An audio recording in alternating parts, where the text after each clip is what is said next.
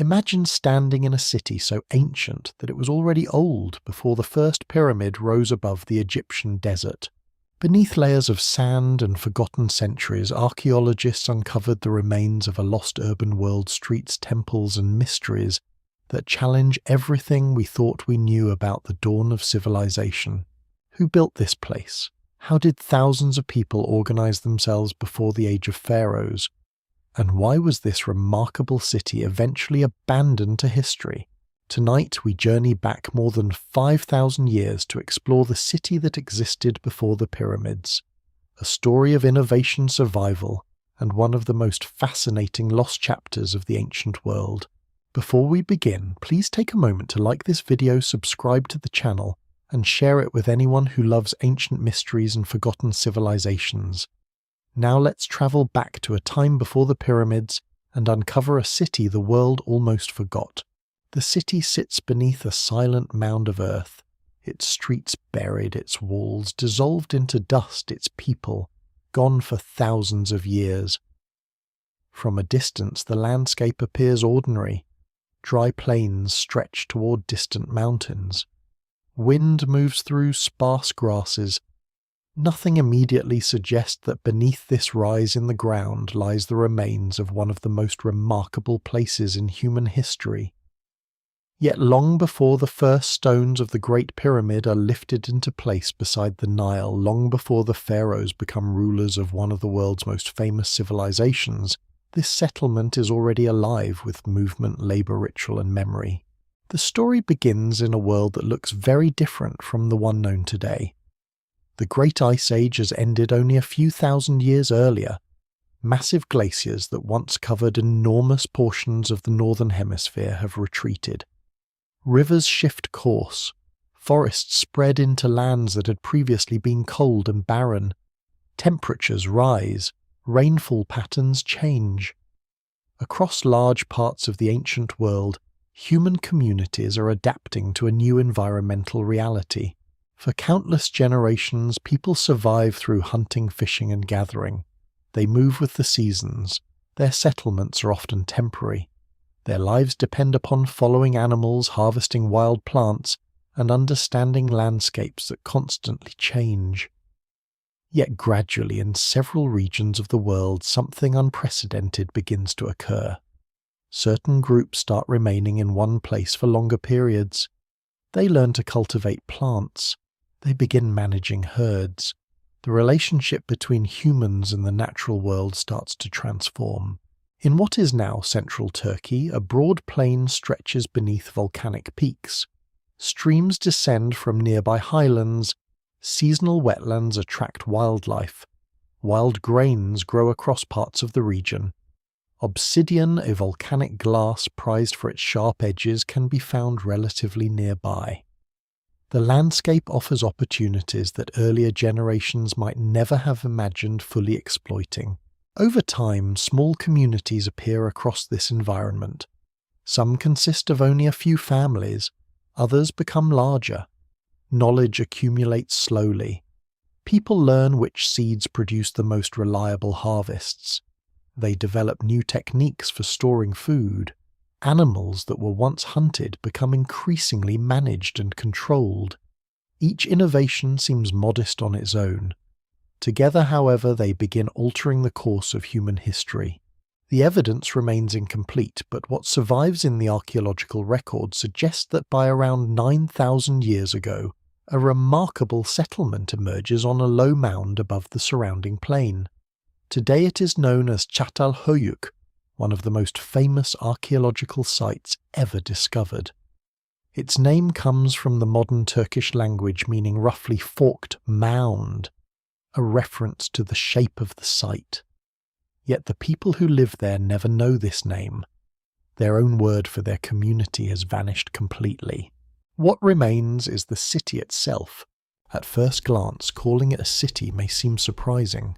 Modern cities bring to mind towers, roads, monuments, governments, and vast populations. Çatalhöyük possesses none of these features in a recognizable form. There are no palaces, No temples dominate the skyline. No royal tombs proclaim the existence of kings. No written records describe rulers' laws or military campaigns. And yet thousands of people live there. This simple fact makes the settlement extraordinary.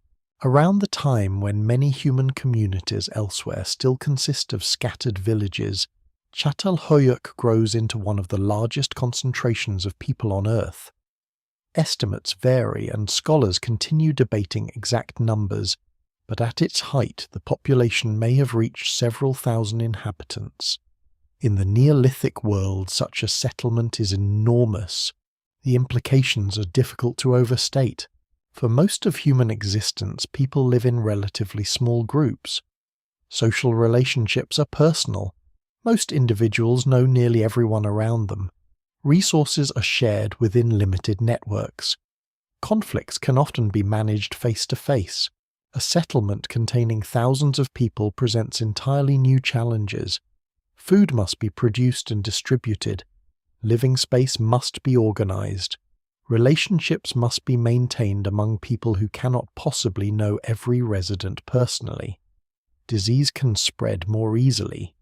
Waste accumulates. Resources become strained.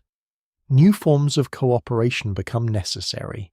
Çatalhöyük appears to represent one of humanity's earliest large-scale experiments in solving these problems. The city emerges at a crucial moment in history. Agriculture is still relatively young. Permanent settlements are becoming more common, but large urban centers remain rare. Human societies are exploring possibilities that previous generations never encounter. There are no ancient models to imitate, no examples of successful cities stretching back thousands of years.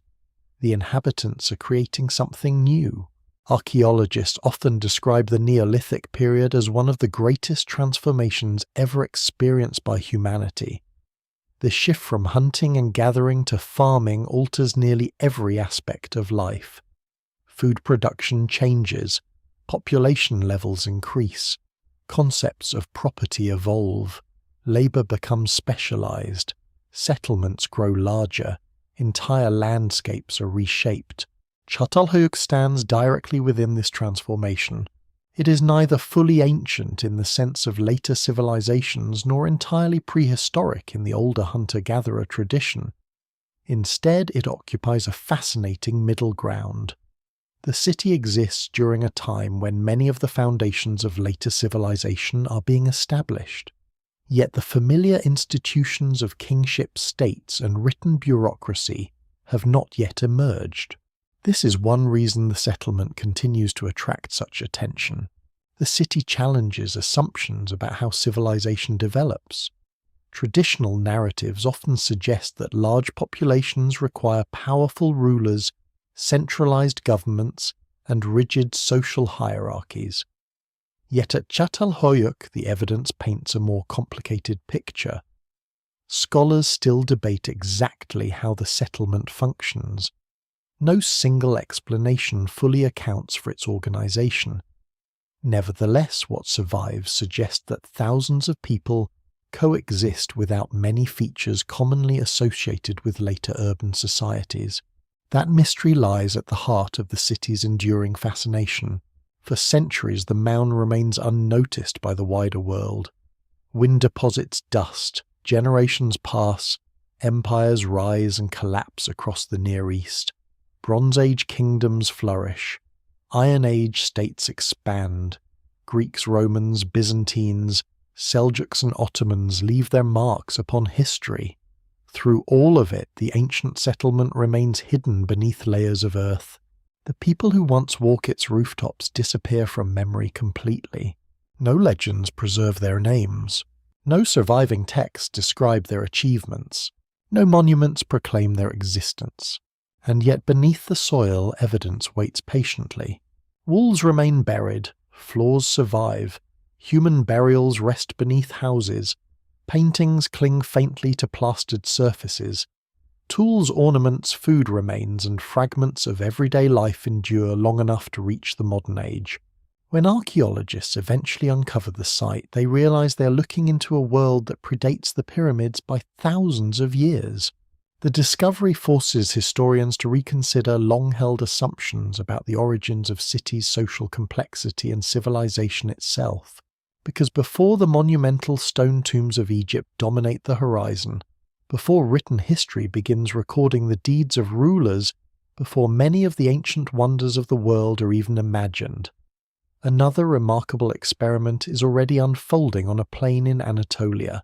Its people leave behind no kings, no dynasties, no empire, only a city, and that city buried beneath a quiet mound for millennia still has many secrets left to reveal. The city does not appear by accident. Long before the first house rises from packed mud brick, before ovens glow with cooking fires, before generations of families leave their traces beneath plastered floors, the landscape itself prepares the conditions that make such a settlement possible. The plain stretches across what is now central Anatolia, a vast interior region of modern Turkey. Today the area often appears dry, especially during the hottest months of the year. Yet the environment encountered by the first inhabitants of Çatalhöyük is not identical to the landscape visible now. Thousands of years ago the climate is somewhat wetter. Seasonal wetlands spread across parts of the plain. Streams carry water from surrounding highlands. Marshes support birds, fish, and other wildlife. Grasslands provide grazing opportunity for wild animals that move through the region. To the south rises the imposing silhouette of Hasan Dağı, a volcanic mountain whose snow-covered slopes dominate the horizon. Other peaks stand beyond it. These mountains shape local weather patterns and influence the flow of water across the land. They also provide valuable resources. Stone suitable for tools can be found in nearby areas. Most important of all is obsidian, the volcanic glass that becomes one of the most prized materials of the Neolithic world. Freshly broken obsidian forms edges sharper than many modern surgical blades. A skilled craftsperson can shape it into knives, spear points, scrapers, and countless other tools. Long before metalworking becomes widespread, obsidian represents one of humanity's most useful materials. Communities throughout the region desire it. Possessing access to obsidian sources offers significant advantages. The people who eventually settle at Çatalhöyük understand this landscape intimately. They know where water collects after seasonal rains. They recognize migration routes used by animals. They identify patches of fertile soil capable of supporting crops. Their survival depends upon such knowledge. The evidence suggests that long before the city's establishment, human groups are already moving through the area. For generations they hunt wild cattle, deer, boar, and smaller game. They gather edible plants, nuts, and fruits. Some communities begin experimenting with cultivation. Others manage herds in increasingly sophisticated ways. The distinction between foraging and farming remains fluid. The transformation is gradual rather than sudden. Scholars still debate exactly how quickly agriculture spreads through Anatolia. The evidence remains incomplete, and different regions follow different paths. What survives in the archaeological record suggests a complex process unfolding over centuries. New technologies appear, crops become more reliable, human populations grow. Growth changes everything. A small mobile group can relocate when resources become scarce. A larger community faces greater challenges. More mouths require more food. Larger populations place greater pressure on local ecosystems.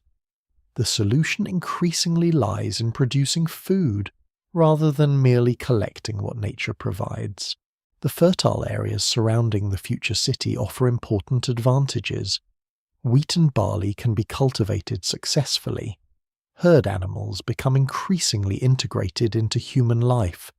Food surpluses remain limited by modern standards, but they are sufficient to support growing populations. Yet agriculture alone does not explain the emergence of such a remarkable settlement. Many fertile regions never develop into large communities. Other factors matter as well. Geography, trade opportunities, social traditions, and cultural innovations all play roles. Çatalhöyük appears at a crossroads of possibilities. The plain connects different ecological zones. Mountains, wetlands, grasslands, and agricultural areas all lie within reach. Resources can be gathered from multiple environments without requiring extremely long journeys. This diversity provides resilience. If one resource becomes scarce, others may still be available. Archaeologists examining plant remains discover evidence of remarkable environmental knowledge. The inhabitants do not rely exclusively on farming. They continue gathering wild foods, they hunt animals, they exploit wetlands, they maintain flexible strategies that reduce risk. This adaptability proves crucial. Life in the Neolithic world remains uncertain. Droughts occur, harvests fail, animal populations fluctuate. A community dependent upon a single food source may face disaster if conditions change. The people of Çatalhöyük seem to recognize this reality. Their economy incorporates multiple approaches to survival. The landscape also shapes how people perceive their world. To modern observers, the plain may appear open and empty. For ancient inhabitants, however, every feature possesses meaning. Hills mark pathways. Water sources become gathering places. Certain locations acquire spiritual significance. Familiar landmarks anchor memories across generations. One particularly intriguing possibility involves the nearby volcanoes. Researchers have identified ancient wall paintings at Çatalhöyük that some scholars interpret as representations of volcanic activity. The interpretation remains debated. No single explanation fully accounts for the imagery. Some archaeologists believe the painting may depict a volcanic eruption observed by residents. Others disagree, suggesting alternative meanings. The uncertainty itself is revealing. If inhabitants truly witness volcanic eruptions, they are living in a landscape capable of inspiring both awe and fear. Massive mountains dominate the horizon. Fire occasionally emerges from distant peaks. Ash may fall across parts of the region. Such experiences would inevitably shape local beliefs and cultural traditions. Even if the famous painting does not depict an eruption, the volcanoes remain powerful features of daily life. They provide raw materials, define the skyline, and serve as constant reminders of forces larger than any human community. As generations pass, human activity gradually transforms the landscape as well. Fields expand. Trees are cut for fuel and construction. Paths become established. Animals are herded across familiar routes. The environment begins reflecting human decisions alongside natural processes. This interaction between people and place lies at the center of the city's story. Civilizations are often imagined as triumphs over nature, but the reality is usually more complicated. Every settlement depends upon its environment. Water must be available. Soil must remain productive. Resources must be accessible. Human success emerges through cooperation with landscapes as much as through control of them. The inhabitants of Çatalhöyük are keenly aware of these relationships. Their survival depends upon understanding seasonal rhythms. They must anticipate changes in weather. They must balance immediate needs against long-term sustainability. For centuries they succeed remarkably well. The mound itself slowly begins to form as houses are built, abandoned, rebuilt, and rebuilt again. Each generation constructs new structures atop older remains. Floors accumulate, walls are replaced. Layers of occupation gradually raise the settlement above the surrounding plain. What begins as a practical process eventually creates the distinctive hill that will survive for thousands of years. Yet at this early stage, none of that future is visible. There is only a promising landscape. Wetlands shimmer beneath the sun. Wild animals move through reeds and grasslands. Volcanic peaks stand against the horizon. Streams wind across fertile ground. Small communities search for stability in a changing world. Somewhere among them a new idea is beginning to take shape. Not merely a village, not simply a collection of farms, but something larger, a place where increasing numbers of people choose to remain together generation after generation, creating one of humanity's earliest great settlements. The city itself has not fully emerged yet, but the stage is ready. The land has already written the opening lines of the story. The first builders do not arrive with a grand plan. There is no moment when a leader stands upon a hill and declares that a city will rise here. No surviving evidence points to architects laying out streets generations in advance. No foundation stone marks the beginning of an urban dream. Instead, the settlement grows through countless ordinary decisions made by ordinary people, each responding to the opportunities and pressures of a changing world. At first, the community is likely modest in size. A cluster of households occupies a favourable location near resources that support long-term residents. Families construct simple mud brick buildings. They store grain, they prepare food, they raise children, they bury loved ones. The routines of daily life establish patterns that future generations will inherit. What makes this process remarkable is not how dramatic it appears in any single year. It is the fact that people keep staying. For most of human history, movement is normal. Groups relocate when resources shift or opportunities arise elsewhere. Settlements may be occupied for years, even decades, before being abandoned. At Çatalhöyük, however, something different occurs. Generation after generation chooses to remain connected to the same place. The reasons remain partly uncertain. The surrounding environment clearly plays a role. Productive land supports farming. Nearby resources contribute to economic stability. Existing social networks encourage continuity.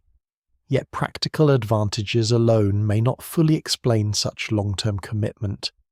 Human beings develop emotional attachments to places. Memories accumulate. Ancestors are buried nearby. Familiar landscapes become part of collective identity. What survives in the archaeological record suggests that the inhabitants increasingly view the settlement as more than a convenient location. It becomes a home in the deepest sense of the word. As populations grow, construction intensifies. The primary building material is mud brick produced by combining earth, water and organic matter, before shaping the mixture into blocks and allowing them to dry. The technique is practical, efficient, and well suited to local conditions. Large quantities of building material can be produced without transporting stone over great distances. House by house, the settlement expands. The process appears almost organic. Structures rise beside earlier buildings. New families establish homes near relatives. Older buildings are modified, repaired, and eventually replaced. There is no evidence of broad avenues or carefully planned public squares. Instead, the community develops through gradual accumulation. Yet beneath this apparent simplicity lies impressive organization. Constructing even a modest mud brick house requires labor coordination and knowledge. Materials must be gathered, walls must be erected, roofs must be supported, interior spaces must be maintained. Multiply this effort across hundreds of structures, and the scale of the achievement becomes clearer. The builders are not simply creating shelters, they are creating permanence. That concept may seem ordinary from a modern perspective, but permanence represents profound innovation in human history. Settled life changes relationships between people and place. Investments made today may benefit future generations. Buildings become repositories of memory. The physical environment begins preserving social connections across decades. One of the most striking aspects of early Çatalhöyük is how quickly the settlement appears to attract additional inhabitants. Archaeologists continue debating whether population growth results primarily from natural increase immigration, from surrounding regions, or a combination of both. The evidence suggests that people are drawn to the settlement from beyond its immediate surroundings. Opportunities exist there, social ties develop there, the community gains a reputation. In a world without writing maps or formal governments, information still travels remarkably well. News spreads through trade networks, family connections, seasonal gatherings, and personal experience. A successful settlement becomes known. As more people arrive, the community faces new challenges. Food production must increase. Resources must be shared. Disputes must be managed. Cooperation becomes increasingly important. This is where the story grows particularly fascinating. Many later cities rely upon visible authority. Kings command labour. Governments collect taxes. Armies enforce order. At Çatalhöyük, evidence for such centralized power remains surprisingly elusive. Scholars still debate how the settlement is governed, but no obvious palace emerges from the archaeological record. No monumental administrative buildings dominate the site. Instead, the houses themselves become the central units of society. Each household functions as a place of residence production, storage, ritual activity, and family continuity. The boundaries between domestic life and broader social organization appear far less distinct than in many later civilizations. This arrangement raises important questions. How do thousands of people coordinate their activities without strong evidence of rulers? How are resources distributed? How are conflicts resolved? The evidence remains incomplete, and no single explanation fully accounts for the city's operation. Nevertheless, many researchers believe cooperation may be embedded within social traditions, rather than imposed by powerful institutions. If so, Çatalhöyük represents a remarkable experiment in large-scale communal living. The builders are also participating in a wider transformation unfolding across the Near East. Similar changes are occurring in different regions as agriculture spreads and permanent settlements become more common. Yet each community develops its own character. Çatalhöyük does not simply imitate a universal model. It evolves according to local circumstances and cultural choices. This uniqueness becomes increasingly visible as the settlement grows. The buildings themselves begin revealing patterns that distinguish the city from many later urban centres. Houses share similar sizes. Wealth differences, while present, appear less dramatic than in many civilizations that emerge thousands of years later. Social distinctions certainly exist, but they are not expressed through enormous palaces or lavish elite tombs. The relative consistency is striking. It suggests a society organized around principles that differ from those of later kingdoms and empires. Meanwhile, everyday life continues. Children are born. Meals are prepared. Tools are crafted. Fields are cultivated. Animals are managed. Each task contributes to the survival of the growing community. The passage of time leaves physical traces everywhere. Floors wear smooth beneath countless footsteps. Hearths accumulate layers of ash. Walls are repaired repeatedly. Objects break and are replaced. The city becomes a living archive of human activity. Beneath the surface, another process is unfolding as well. The inhabitants begin building not only for themselves but also atop the remains of previous generations. Older structures are dismantled, filled, or incorporated into new construction. The settlement slowly rises. Layer by layer, century by century, the mound grows taller. This accumulation creates one of the archaeological site's greatest treasures. Every layer preserves evidence from a different period. Each building contains clues about changing lifestyles, beliefs, technologies, and social relationships. Thousands of years later, archaeologists will carefully peel back these layers like pages from an enormous history book. For the people living there, however, the layers carry a different meaning. The past remains physically present beneath their feet. Their ancestors occupy the same ground. Earlier homes lie directly below newer ones. Memory becomes embedded within architecture itself. The city is still young compared with what it will become. Its population has not yet reached its peak. Its most distinctive features are still developing, yet the essential pattern is already visible. People are gathering in unprecedented numbers. They are building permanent homes. They are investing their futures in a shared place. Without kings, without writing, and without monuments visible from miles away, they're creating one of the earliest large communities in human history. The city that exists before the pyramids is beginning to take shape, and with each new house, each new family, and each passing generation, the experiment grows larger. As the settlement expands across the mound, a transformation unfolds that is far greater than the construction of houses or the growth of population.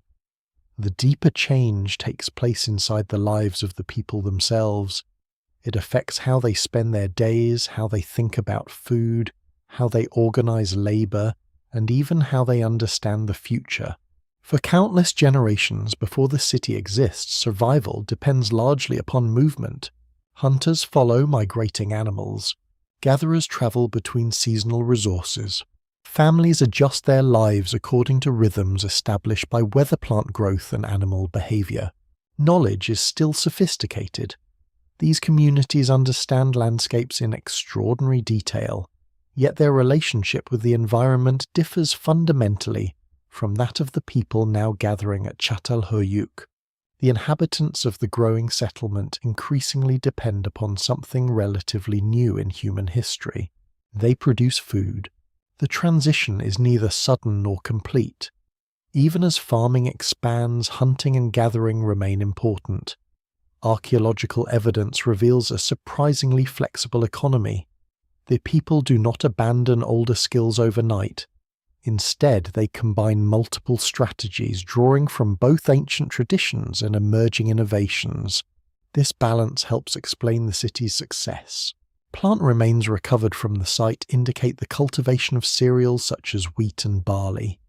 These crops provide reliable calories and can be stored for extended periods. Storage changes everything. Food no longer has to be consumed immediately after acquisition. Surpluses can carry households through difficult seasons. Communities become less vulnerable to short-term fluctuations in resource availability. Yet farming introduces entirely new challenges. Fields require attention throughout the year. Seeds must be saved. Harvest must be protected. Land must remain productive. Agriculture often demands more labor than hunting and gathering, particularly during planting and harvest seasons. Life becomes tied to specific places. Mobility decreases. Families invest enormous effort into maintaining the systems that support them. At first glance, such a trade may seem unfavorable. Why work harder when earlier generations survive through mobility? The answer lies partly in numbers. Agriculture supports larger populations. Fields can produce more food per unit of land than wild ecosystems under many circumstances. As communities grow, farming becomes increasingly attractive despite its costs. More children survive. More households can remain together. Settlements expand. Çatalhöyük becomes one of the clearest examples of this process. The evidence suggests a population far larger than most earlier communities. Such numbers require dependable food supplies. Agriculture provides that foundation. Still, the people never place all their trust in crops alone. Animal bones recovered from the site reveal continued hunting on a significant scale. Wild cattle known as aurochs remain especially important. These animals are enormous by modern standards. An adult aurochs can stand taller than many humans at the shoulder and possess powerful muscles capable of inflicting fatal injuries. Hunting such creatures demands courage, skill, and coordination. The presence of aurochs remains throughout the settlement suggests that hunting retains both practical and symbolic significance. Meat supplements diets. Hides provide materials. Horns acquire cultural importance. The hunt itself may reinforce social bonds and shared identities. What survives in the record suggests that older traditions remain alive even as farming expands. This mixture of old and new is one of the defining features of the city. The inhabitants are not abandoning the past, they are adapting it. Fishing also contributes to survival. Wetlands and waterways offer additional resources. Wild plants continue to be gathered. Nuts, fruits, and other foods supplement cultivated crops. The economy remains remarkably diverse. Modern observers sometimes imagine agriculture as an immediate revolution that sweeps away everything before it. The reality appears much more gradual. At Çatalhöyük, different strategies coexist. Flexibility becomes a source of resilience. The daily routines of the inhabitants reflect this complexity. Before sunrise, household members begin preparing for the day's work. Some move toward fields, others care for animals, some gather fuel for hearths and ovens. Craft production occupies additional hours. Food preparation itself requires considerable effort. Grain must be processed. Tools require maintenance. Buildings need repairs. Life is labor-intensive. Yet this labor produces something unprecedented. A settlement capable of sustaining thousands of people in one place. As the population grows, specialization begins emerging. Not everyone spends every day performing identical tasks. Certain individuals become particularly skilled at working obsidian. Others excel at producing tools, preparing hides, constructing buildings, or creating decorative objects. The evidence does not indicate rigid professional classes comparable to those found in later civilizations, but increasing complexity encourages increasing expertise. Trade also expands. Obsidian from central Anatolia is highly valued across much of the Near East. Archaeologists have discovered Anatolian obsidian hundreds of kilometers from its source.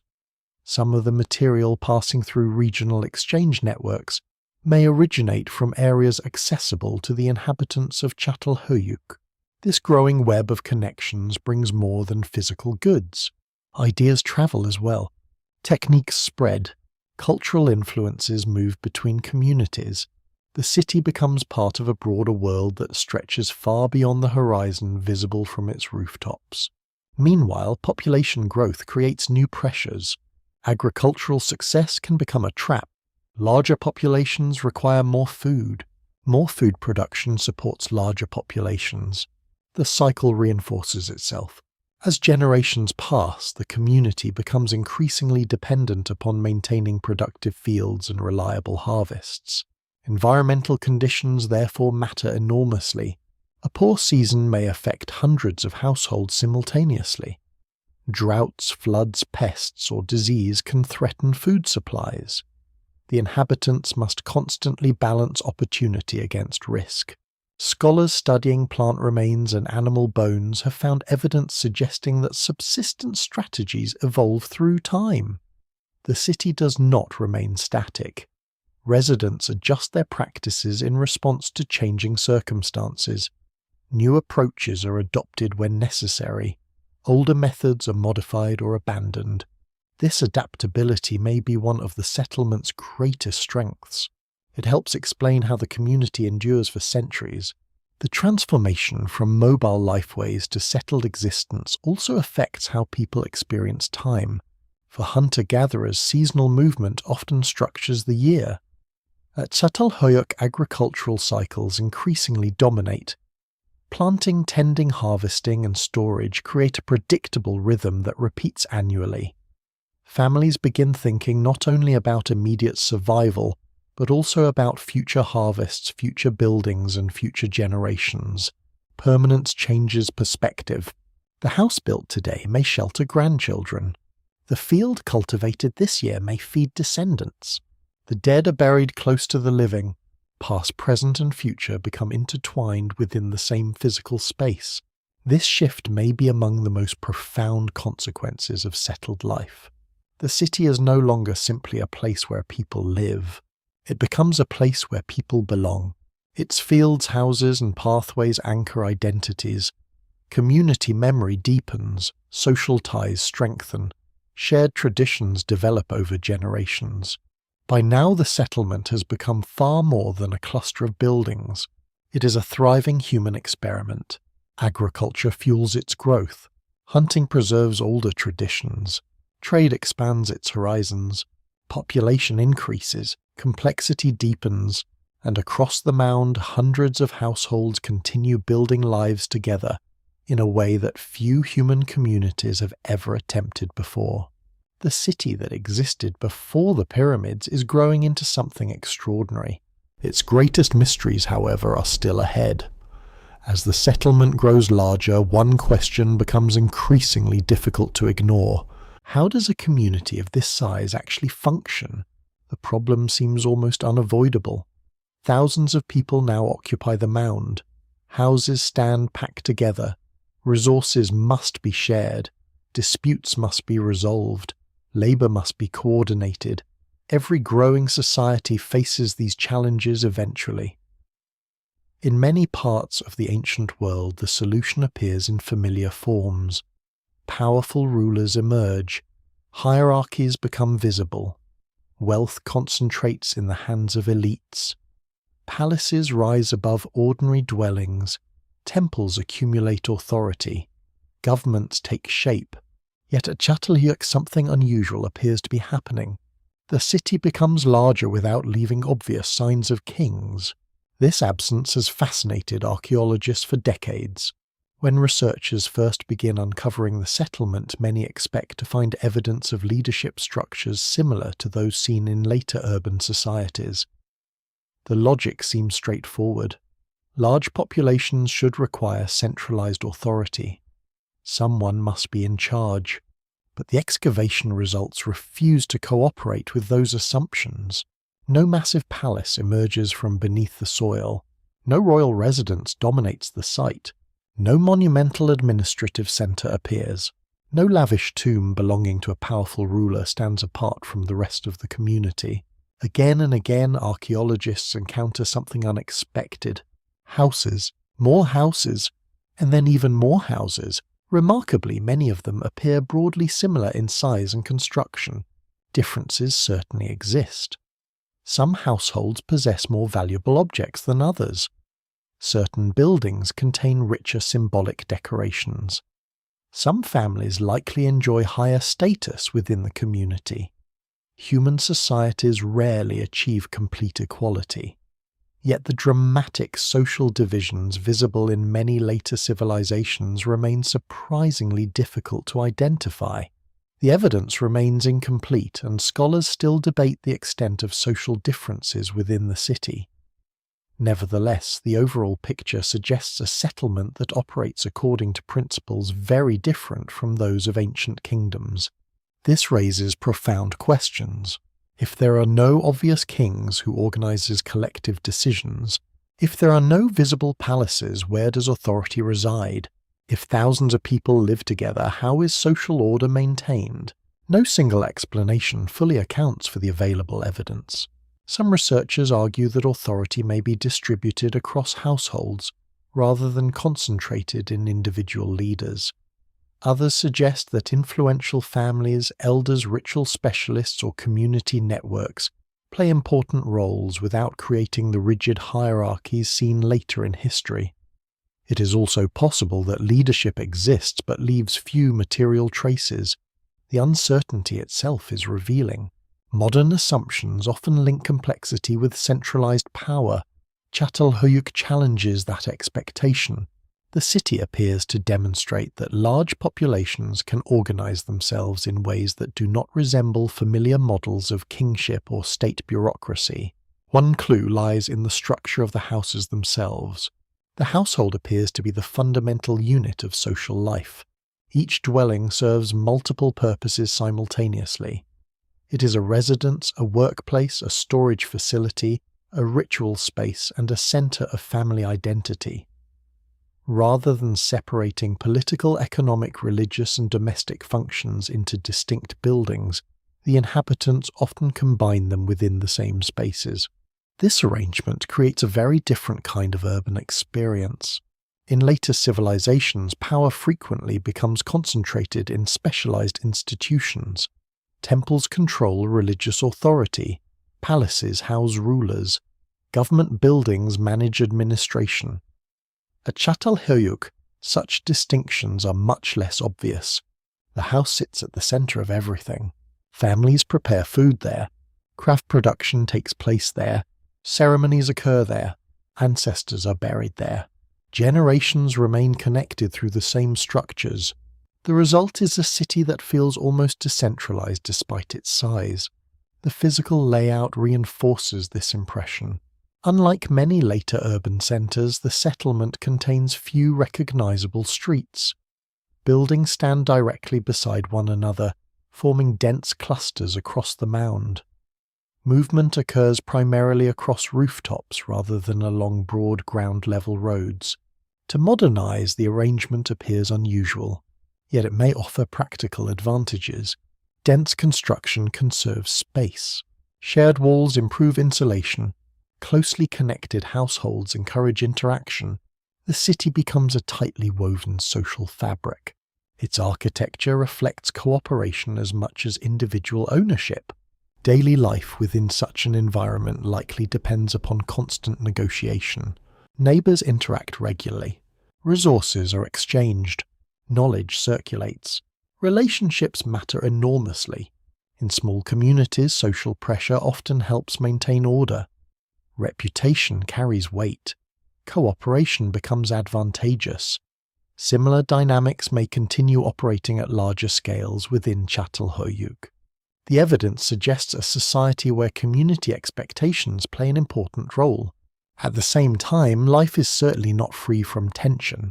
Thousands of people living in close proximity inevitably encounter disagreements.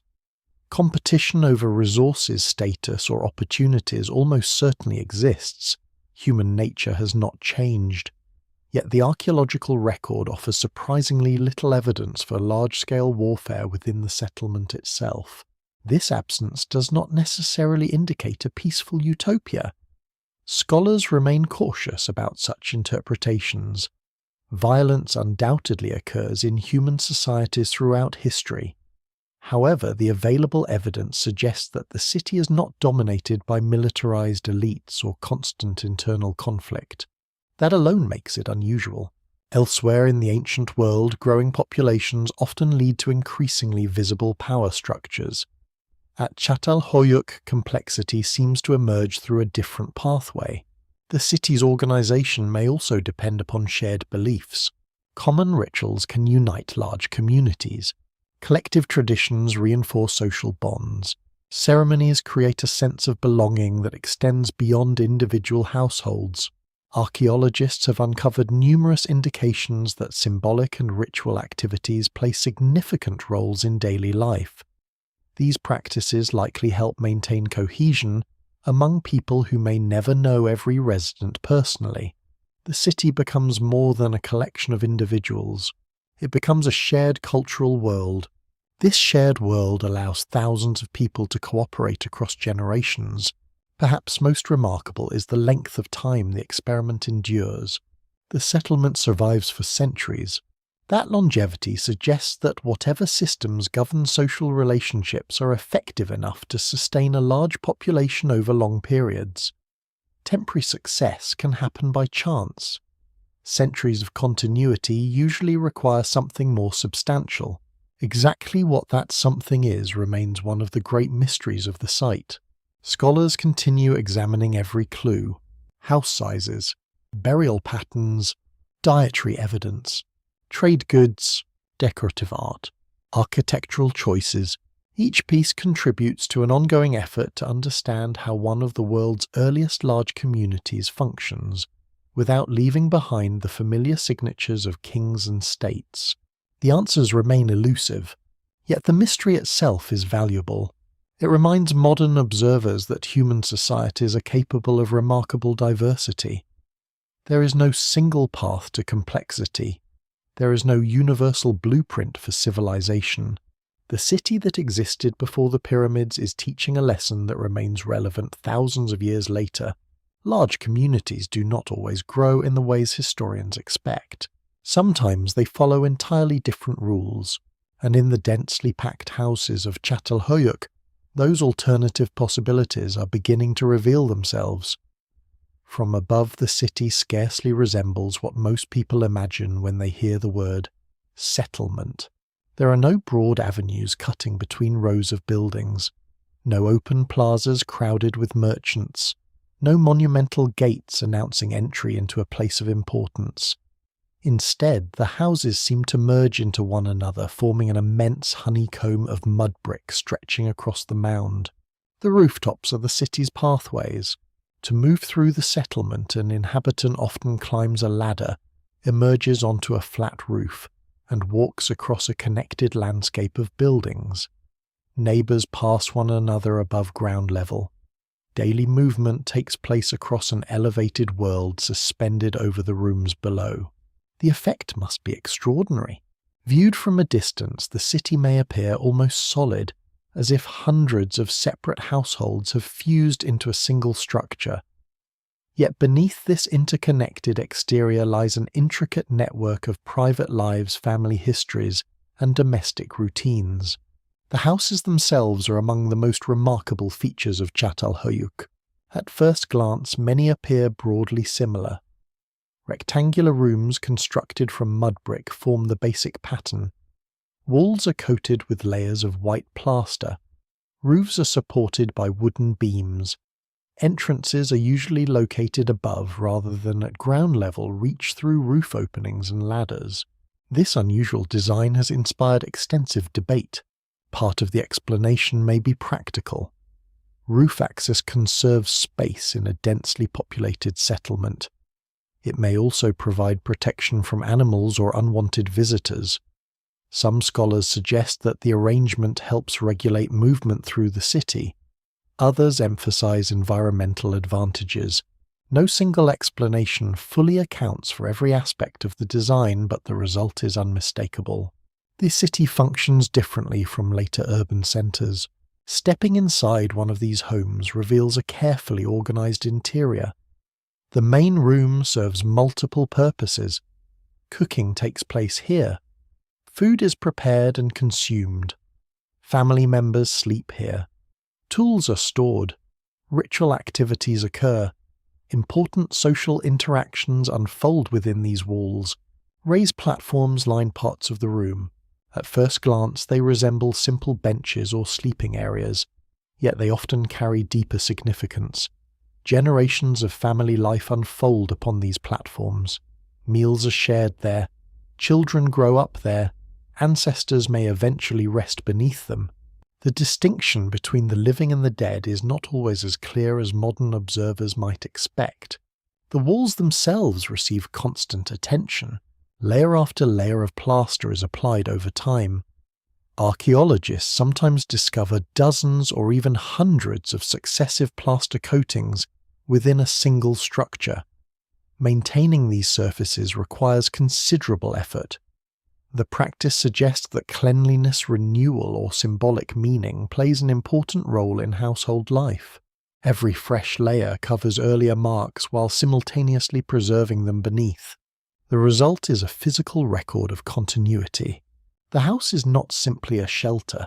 It is a living object that evolves alongside the family occupying it. Daily life within these buildings is busy and demanding. Before dawn, fires are prepared. Food processing begins. Grain must be ground into usable flour. Meals require planning and labor. Fuel must be gathered. Water must be transported. Tools need repair. Clothing requires maintenance. Even routine survival demands constant effort. Modern conveniences have eliminated countless tasks that once consumed enormous portions of each day. At Çatalhöyük, nearly every necessity requires direct human labor. The smell of smoke likely fills many interiors. Cooking fires burn regularly. Ovens radiate heat.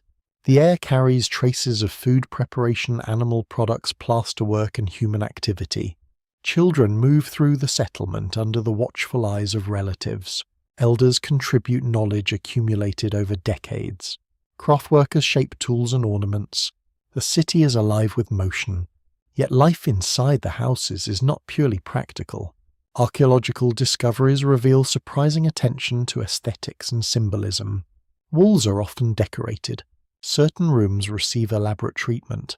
Paintings, reliefs, and carefully arranged installations transform ordinary domestic spaces into environments rich with meaning. This combination of everyday life and symbolic expression is one of the defining characteristics of the settlement. In many later civilizations, religious activities become concentrated within temples. At Çatalhöyük, the boundary between sacred and ordinary space appears much less distinct.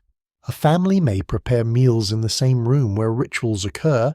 Daily existence and symbolic meaning remain closely intertwined. The density of the settlement creates additional challenges. Thousands of people live in close proximity. Waste must be managed. Resources must be distributed. Disease becomes a potential concern. Archaeologists studying human remains have uncovered evidence suggesting that some inhabitants experience health problems associated with crowded living conditions. Injuries, infections, and physical stress leave marks upon skeletons. Life is not easy. The city offers opportunities, but it also introduces new risks. As populations increase, exposure to disease can rise. Repeated physical labor places strain upon bodies. Agricultural life often demands long hours of work. Human success always carries costs.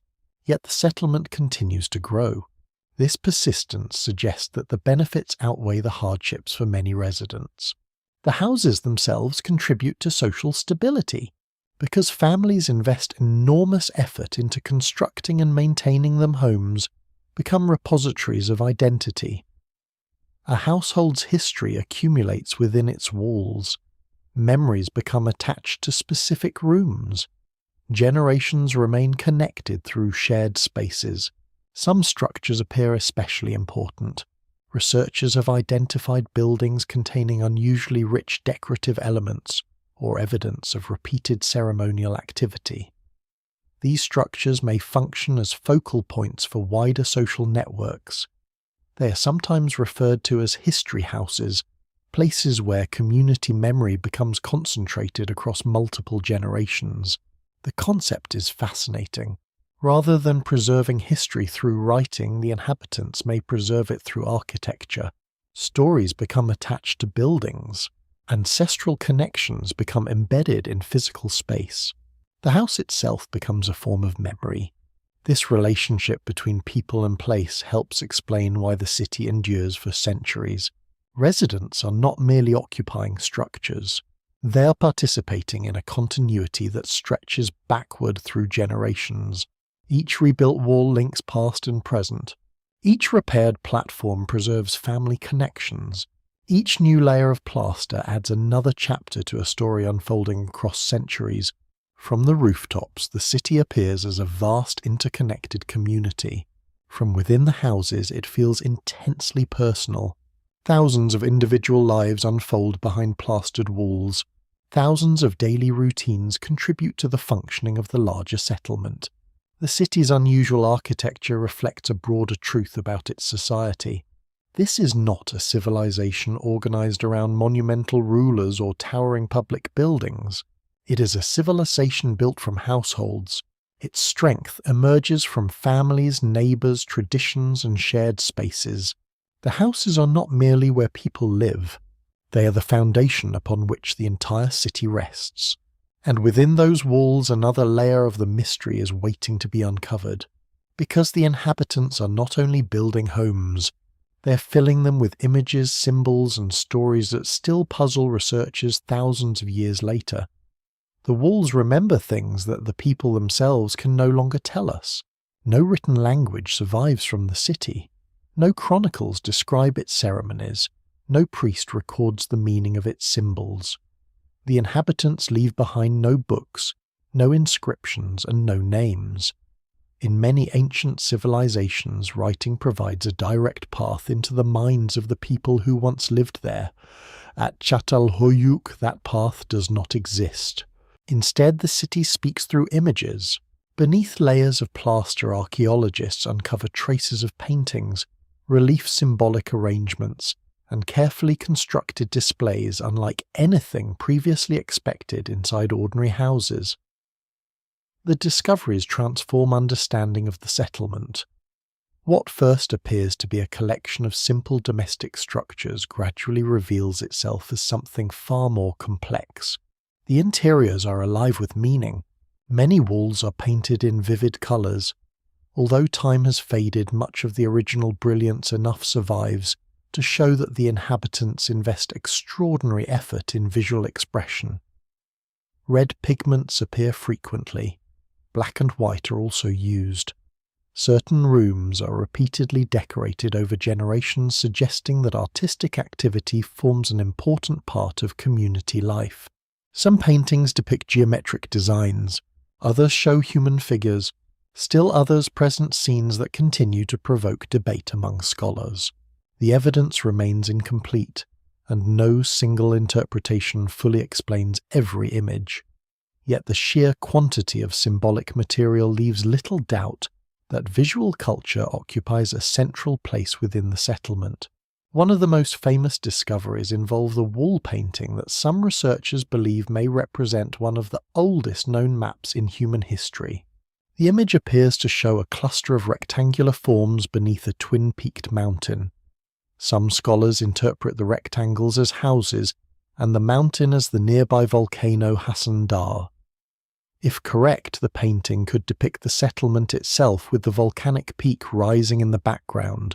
The idea is captivating, a city portraying itself thousands of years before the pyramids. Yet not everyone agrees. Other researchers argue that the image may represent something entirely different. The shapes could be symbolic patterns rather than buildings. The mountain interpretation remains disputed. As with many mysteries at Çatalhöyük, certainty remains elusive. Still, the debate highlights an important reality. The inhabitants are thinking about their world in sophisticated ways. They are representing ideas visually. They are communicating through symbols whose meanings may have been immediately obvious to their contemporaries, but are now partly lost. The walls contain another recurring feature that attracts particular attention. Again and again, archaeologists encounter the remains of powerful wild cattle. The aurochs appears throughout the symbolic landscape of the city. Horns are mounted on walls. Skulls are incorporated into architectural features. Animal imagery recurs across different structures. The importance of these creatures is unmistakable. The aurochs is not an ordinary animal. It is enormous, dangerous, and difficult to hunt. Successfully confronting such a beast requires cooperation and skill. Its presence within houses suggests that it carries meanings extending far beyond nutrition. Perhaps it symbolizes strength. Perhaps it represents ancestral traditions. Perhaps it connects the inhabitants to the hunting heritage that remains important even as agriculture expands. Scholars still debate the details. What survives in the record suggests significance, but the exact meaning often remains hidden. The same uncertainty surrounds many other symbolic elements. Leopard imagery appears in some contexts. Birds are depicted. Human figures occur in unusual arrangements. Certain installations seem designed to evoke particular ideas or emotional responses. The city repeatedly presents evidence of complex symbolic thinking, even if the precise messages are no longer fully recoverable. One of the most intriguing aspects of the artwork is where it appears. Modern observers often expect elaborate symbolic expression to be confined to temples or ceremonial centers. At Çatalhöyük, however much of it exists within houses, this detail may reveal something profound about the society. Religion, memory, identity, and daily life appear deeply intertwined.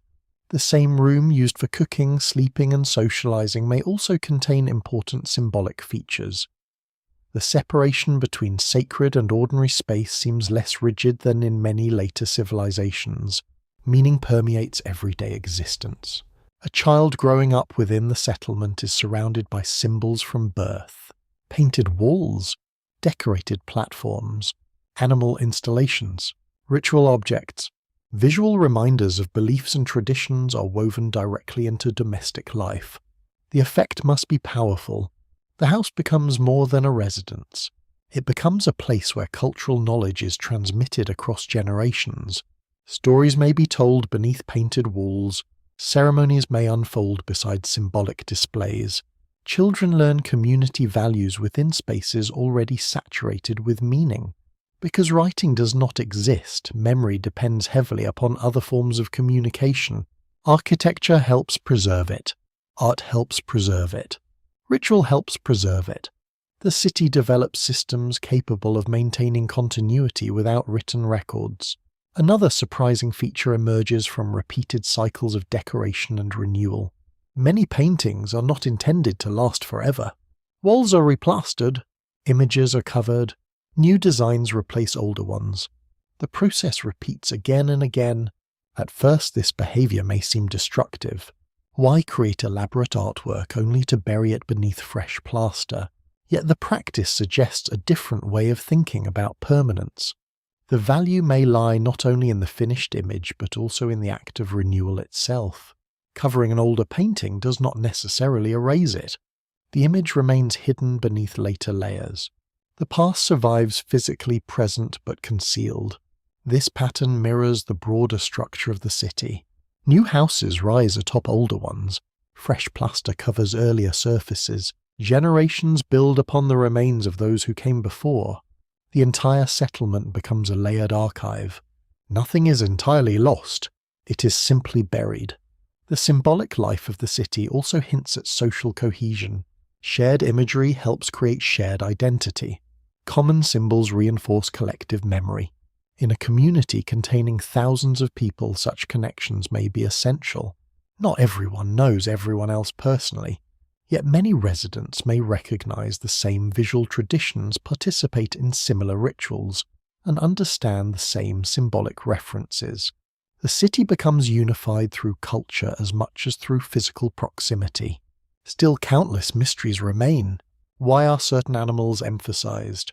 What stories accompany the images? What beliefs guide ceremonial practices? How do symbolic traditions evolve through time? The evidence offers glimpses but rarely complete answers. Archaeologists continue studying every surviving fragment, searching for patterns that might illuminate lost meanings. Some discoveries provide clues, others deepen the mystery. That uncertainty is part of what makes Çatalhöyük so compelling. The city reveals an astonishingly rich interior world while withholding many of its secrets. The paintings remain silent. The symbols no longer explain themselves. The walls preserve messages whose full meanings may never be recovered. Yet they make one thing unmistakably clear. The inhabitants are not merely farmers and builders struggling for survival. They are thinkers, storytellers, artists, keepers of memory. Their city exists before the pyramids, before written history records the names of rulers, and before many of the institutions associated with civilization emerge. Yet within their homes flourishes a symbolic universe of remarkable depth. And nowhere is that connection between memory and meaning more powerful than in the way they treat their dead. The dead never truly leave the city. In many ancient societies, cemeteries stand apart from the places where the living carry out their daily routines. Burial grounds occupy hillsides beyond settlements, or sacred precincts reserved for the deceased. The separation creates a visible boundary between life and death. At Çatalhöyük, that boundary is far less distinct. The dead remain close, very close, beneath the floors of houses, under platforms where people sleep, eat, work, and gather. Generations of human remains lie carefully buried. Family members live quite literally above their ancestors. The relationship between the living and the dead becomes woven into the physical structure of the city itself. This practice is among the most striking discoveries made by archaeologists.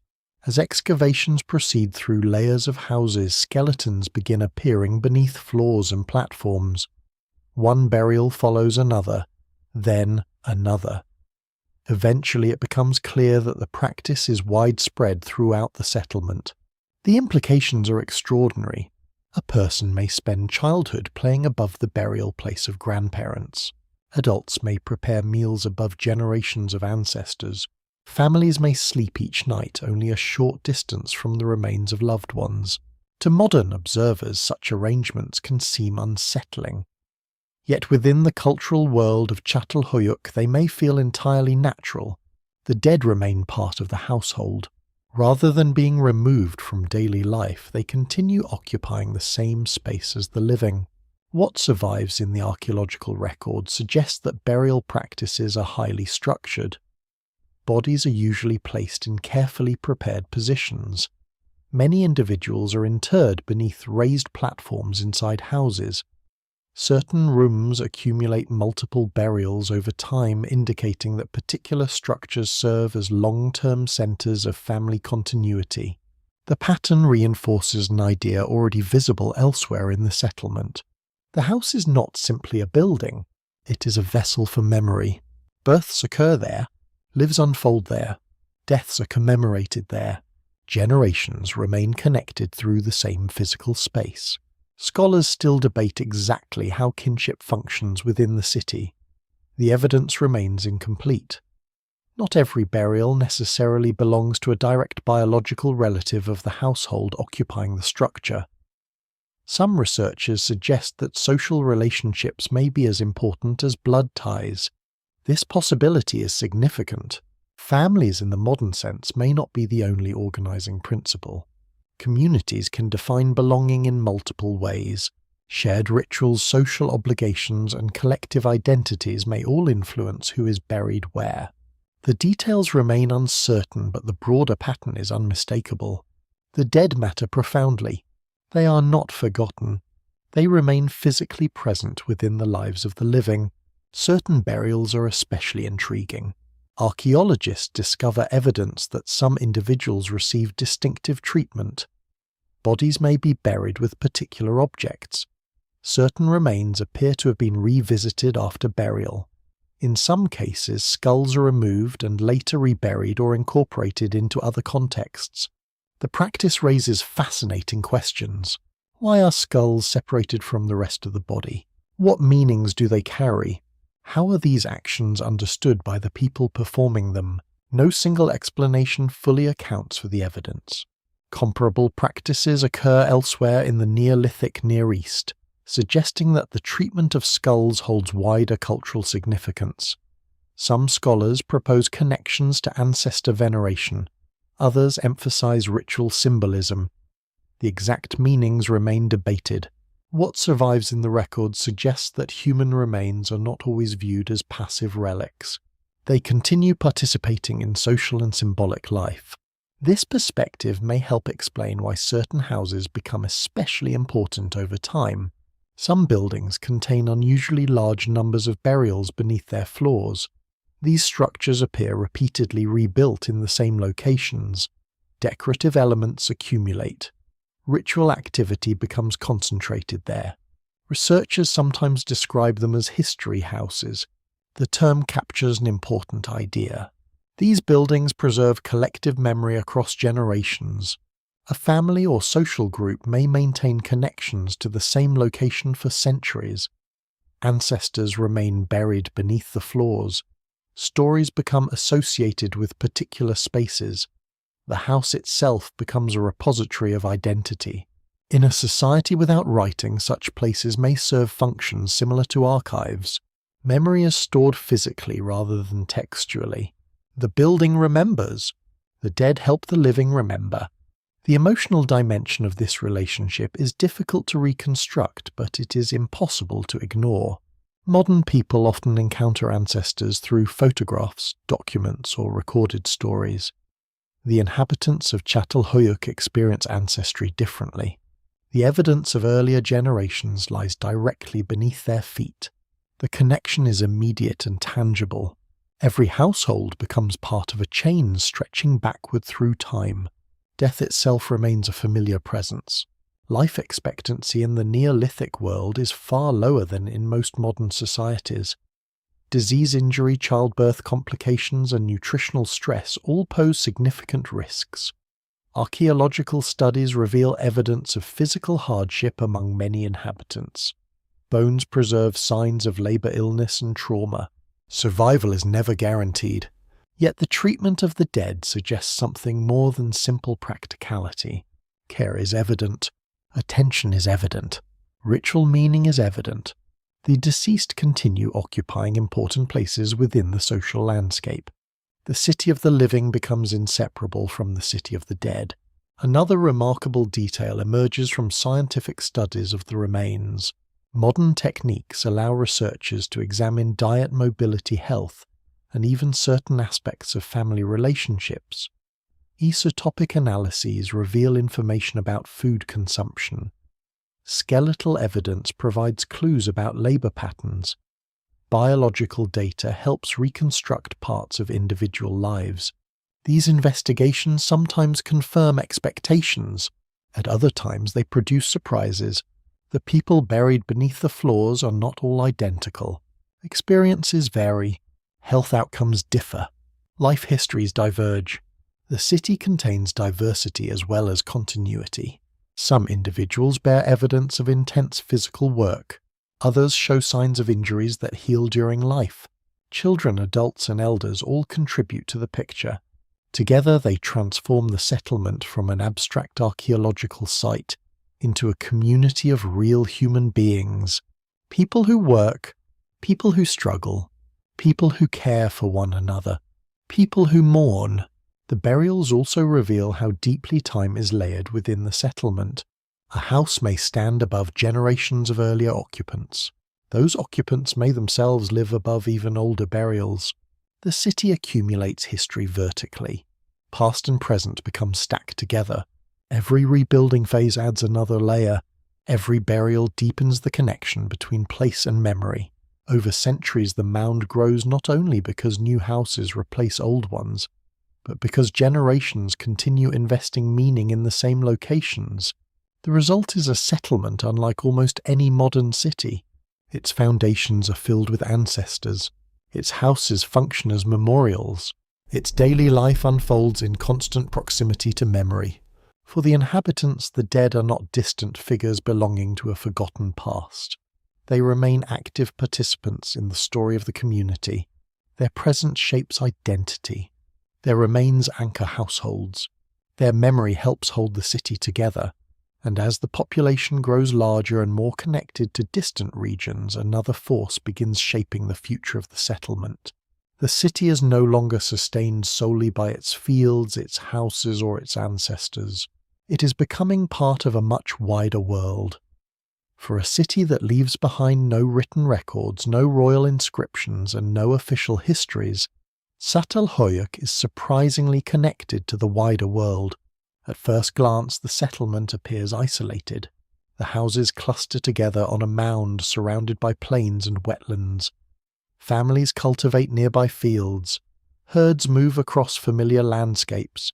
Daily life revolves around local concerns. Yet beneath this appearance of self-sufficiency lies a network of relationships stretching far beyond the horizon.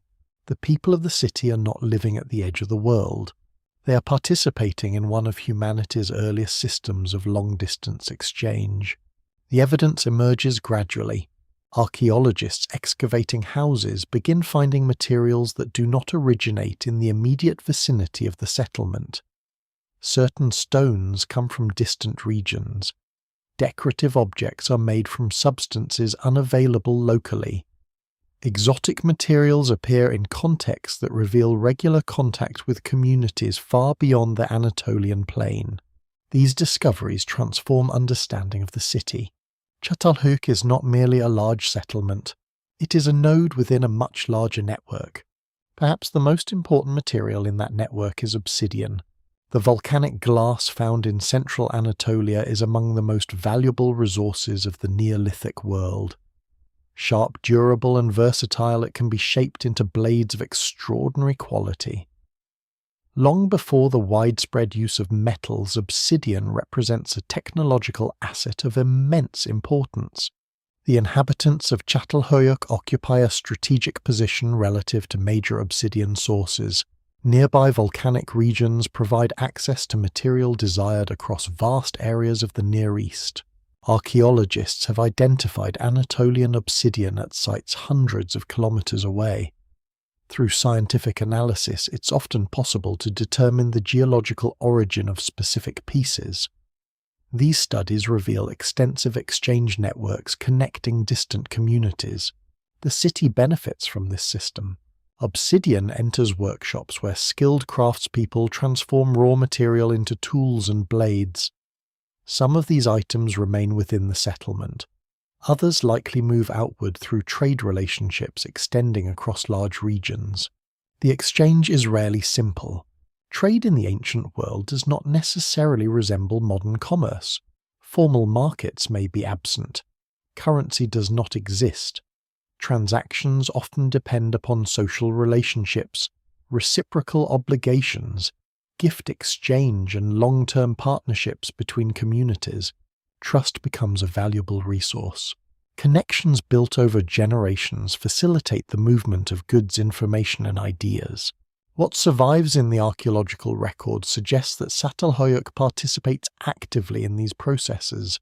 The flow of materials brings benefits beyond practical utility. New ideas travel alongside physical objects. Techniques spread. Styles evolve. Knowledge moves between regions. A settlement connected to distant communities gains access to innovations that may never develop locally. The city becomes part of a broader cultural landscape. One particularly intriguing example involves marine shells. Archaeologists have recovered shells originating from distant coastal regions. The nearest sea lies far from the settlement itself, yet marine materials somehow find their way into houses on the Anatolian plain. The journey is remarkable. A shell may pass through numerous hands before reaching the city. Communities exchange goods across multiple stages. Relationships link one region to another. Eventually, an object from a distant coastline arrives in a household hundreds of kilometers inland. For the inhabitants, such items may carry meanings extending beyond simple decoration. Exotic materials often possess social value precisely because they are difficult to obtain. They connect local communities to distant worlds. They demonstrate participation in wider networks. They may even serve symbolic or ritual purposes. The same principle applies to other non-local materials discovered at the site. Each object represents movement. Each object tells a story of connection. Together they reveal a society that is far more outward-looking than older stereotypes of early farming communities might suggest. Trade also encourages specialization. As exchange networks expand, certain individuals become particularly skilled at producing desirable goods. Obsidian working is one obvious example.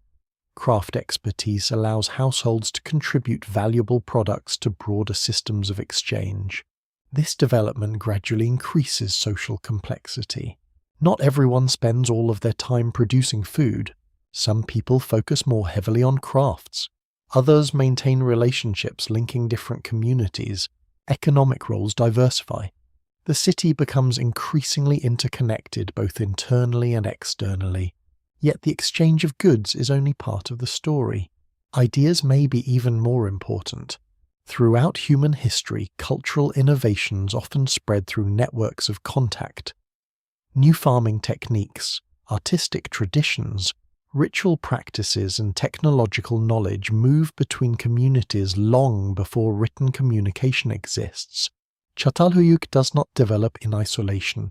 Its inhabitants interact with a world undergoing profound transformation. Across the Near East, agriculture is expanding. Settlements are growing. Populations are increasing. New forms of social organization are emerging. The city participates in this larger process while maintaining its own distinctive character. The balance between connection and uniqueness is fascinating.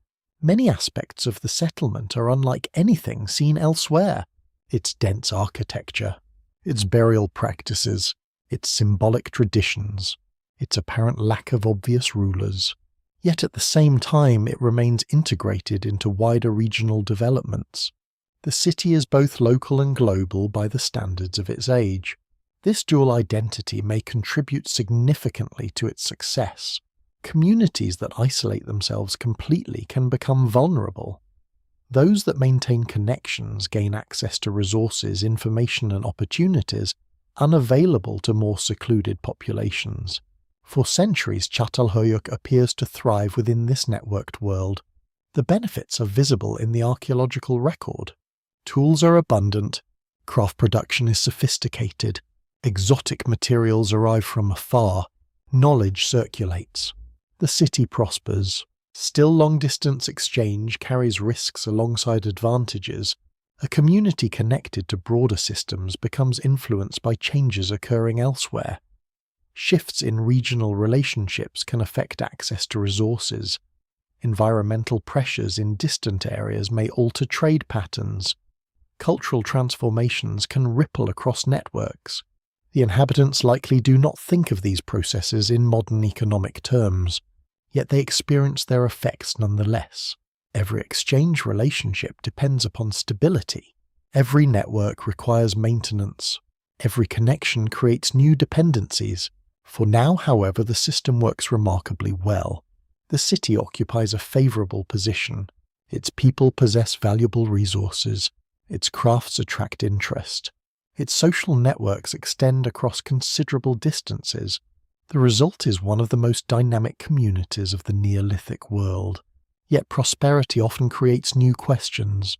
As populations grow and exchange networks expand, the city accumulates not only wealth and knowledge, but also complexity. Complexity leaves traces. Some of those traces appear in surprising places, beneath floors, within walls, inside carefully constructed rooms, hidden among the remains of daily life. Archaeologists uncover clues that seem almost designed to resist interpretation. Objects arranged in unusual ways. Human remains treated differently from others. Symbolic installations whose meanings remain uncertain. The city is connected to the wider world, but some of its deepest mysteries remain intensely local. And those mysteries are waiting just beneath the floors of its houses. The deeper archaeologists dig into the city, the stranger it becomes. At first, the settlement appears understandable. Houses, food, remains, tools, burials, and evidence of daily life fit within familiar patterns. The inhabitants are farmers, craftspeople, hunters, parents, and neighbours. Their world is ancient, but many aspects of it feel recognizable. Then the unusual discoveries begin to accumulate. A carefully buried skull appears beneath a floor. Animal horns emerge from a wall. Layers of paintings are found hidden beneath layers of plaster. Objects are arranged in ways that seem deliberate yet difficult to explain. Again and again, the city reveals evidence that something more is taking place beneath the surface of ordinary life. One of the greatest mysteries involves the treatment of human remains. As excavations expand, archaeologists discover that not all burials follow identical patterns. Some individuals appear to receive special attention. Certain skeletons are complete. Others are missing particular bones. In some cases, skulls are removed long after the body's been buried. The practice is not unique to Çatalhöyük. Similar traditions appear elsewhere in parts of the Neolithic Near East, yet its meaning remains uncertain. Why return to a burial months or years after interment? Why remove a skull? What role does it play afterward? The evidence provides clues, but rarely certainty. Some researchers believe the practice may relate to ancestor veneration. Others suggest that skulls function as symbolic objects within ceremonies or social traditions. The exact explanation remains debated. What survives in the record suggests that death does not always represent the end of social involvement. The dead continue to participate in the lives of the living. This idea appears repeatedly throughout the city. The same pattern emerges in the architecture. Many houses are rebuilt in nearly identical locations generation after generation. Older structures are demolished, filled and covered. New walls rise above earlier foundations, yet certain places remain important across centuries. The persistence is striking. Why continue rebuilding in the same locations? Why maintain connections to specific structures? Practical considerations explain part of the pattern. Existing foundations provide useful building platforms. Familiar locations offer convenience. Yet practical concerns alone may not fully account for the extraordinary continuity visible at the site. Memory appears to matter. The past is not discarded. It is incorporated. Every rebuilding phase preserves a relationship with earlier generations. The city becomes a physical accumulation of remembrance. One of the most fascinating aspects of the settlement is the repeated concealment of important objects. Archaeologists frequently encounter symbolic features hidden beneath plaster floors or later construction phases. At first glance, this behavior seems counterintuitive. Why create something meaningful only to bury it? Why decorate a wall and then cover it? Why construct an installation that few people may ever see again? Yet similar patterns occur throughout human history. Meaning does not always depend upon visibility. The act itself may be important. Creating, burying, renewing and remembering can carry significance independent of public display. At Çatalhöyük, many rituals appear designed around cycles rather than permanence. An image is painted. Later it is covered. A new image replaces it. The older layer survives beneath the surface. The past remains present though hidden. This relationship between concealment and continuity may be one of the keys to understanding the city. The inhabitants seem comfortable with layered meanings. Nothing is entirely erased. Instead, meanings accumulate over time. Archaeologists encounter another mystery in the distribution of symbolic features. Some houses contain remarkably elaborate decorations. Others remain relatively simple. Certain structures receive repeated attention over generations. Animal installations, painted walls, and ritual objects become concentrated in specific buildings. Researchers have proposed various explanations. Perhaps some houses serve as ceremonial centers. Perhaps they belong to influential families. Perhaps they function as repositories of community memory. The evidence remains incomplete. No single explanation fully accounts for every example. Yet the pattern suggests that not all houses play identical social roles. Some structures become focal points within the wider settlement. This observation has led to the idea of history houses. These are buildings where memory, ancestry, and ritual activity become concentrated over long periods. Generations repeatedly invest significance in the same spaces. Burials accumulate. Decorations multiply. Rebuilding continues. The result is a landscape shaped not only by practical needs but also by remembrance. The city is full of such layers. Each excavation trench reveals another. One mystery often leads directly to another. Researchers studying wall paintings uncover symbolic themes whose meanings remain uncertain. Scientists examining human remains discover patterns that raise new questions about kinship and identity. Architectural studies reveal unexpected forms of continuity. Every answer seems to generate additional puzzles. This is partly because the inhabitants leave no written explanations. Modern scholars must reconstruct beliefs and behaviors indirectly. They examine bones, artifacts, buildings, and environmental evidence. They compare patterns. They test hypotheses. Sometimes consensus emerges. Often it does not. The city resists simple interpretation. That resistance is one reason it remains so important. Many archaeological sites confirm expectations. Çatalhöyük frequently challenges them. Researchers expecting clear evidence of rulers encounter ambiguity. Those searching for temples discover ritual activity embedded within houses. Those hoping for straightforward explanations find layered complexities. The settlement forces a reconsideration of familiar assumptions. Perhaps early cities do not always function as later cities do.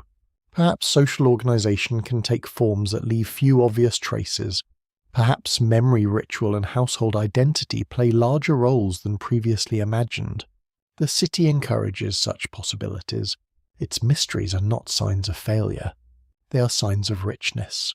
Human societies are often more complicated than the categories used to describe them. The inhabitants of Çatalhöyük live in a world where daily life ritual activity, family memory, and symbolic expression overlap constantly. Separating these elements into neat modern categories may obscure more than it reveals. The city does not fit easily into conventional narratives. That is precisely what makes it fascinating. And while archaeologists continue searching beneath floors and behind walls for clues to its hidden meanings, another reality is becoming increasingly apparent. The settlement is growing larger than ever before. Its population reaches impressive levels. Its houses multiply. Its networks expand. Its influence spreads across the region. The great experiment that began with a handful of households is approaching its peak. Soon the city will stand at the height of its power, complexity, and achievement. And from that peak, the first signs of strain will begin to appear. For centuries, the experiment works. The houses continue multiplying across the mound. Generations rebuild older structures, maintaining connections to ancestors, while creating space for the living. Fields produce harvests. Trade networks remain active. Ritual traditions persist. Families raise children who inherit a city already ancient by the standards of their own time. By the middle of its long history, Çatalhöyük stands among the largest and most remarkable settlements in the known world. No towering monuments announce its importance. No armies march from its gates. No royal dynasties carve their victories into stone. Yet measured by population alone, the city represents one of humanity's greatest achievements of the Neolithic age. Thousands of people now share the same settlement. The scale is difficult to appreciate fully. Most human communities throughout prehistory consist of dozens or perhaps hundreds of individuals. Even relatively large villages remain small enough that most residents know one another personally. Çatalhöyük operates on an entirely different level. A child born into the city enters a social world larger than anything many previous generations of humans have experienced. The rooftops stretch across the mound. Smoke rises from countless hearths. Voices carry through clusters of connected houses. Work is underway everywhere. Food is being prepared. Tools are being manufactured. Walls are being repaired. Fields are being cultivated beyond the settlement. The city is alive. Archaeological evidence suggests that life at this stage is highly organized, even if the mechanisms of organization remain partly mysterious. The community has accumulated centuries of experience. Traditions have been refined. Practical knowledge has been passed from one generation to the next. The inhabitants understand how to maintain the settlement. They know how to produce food on a large scale. They know how to construct durable houses. They know how to preserve social relationships within a dense population. This accumulated knowledge becomes one of the city's greatest strengths. Every generation inherits solutions developed by those who came before. The city itself becomes a teacher. Its architecture preserves lessons.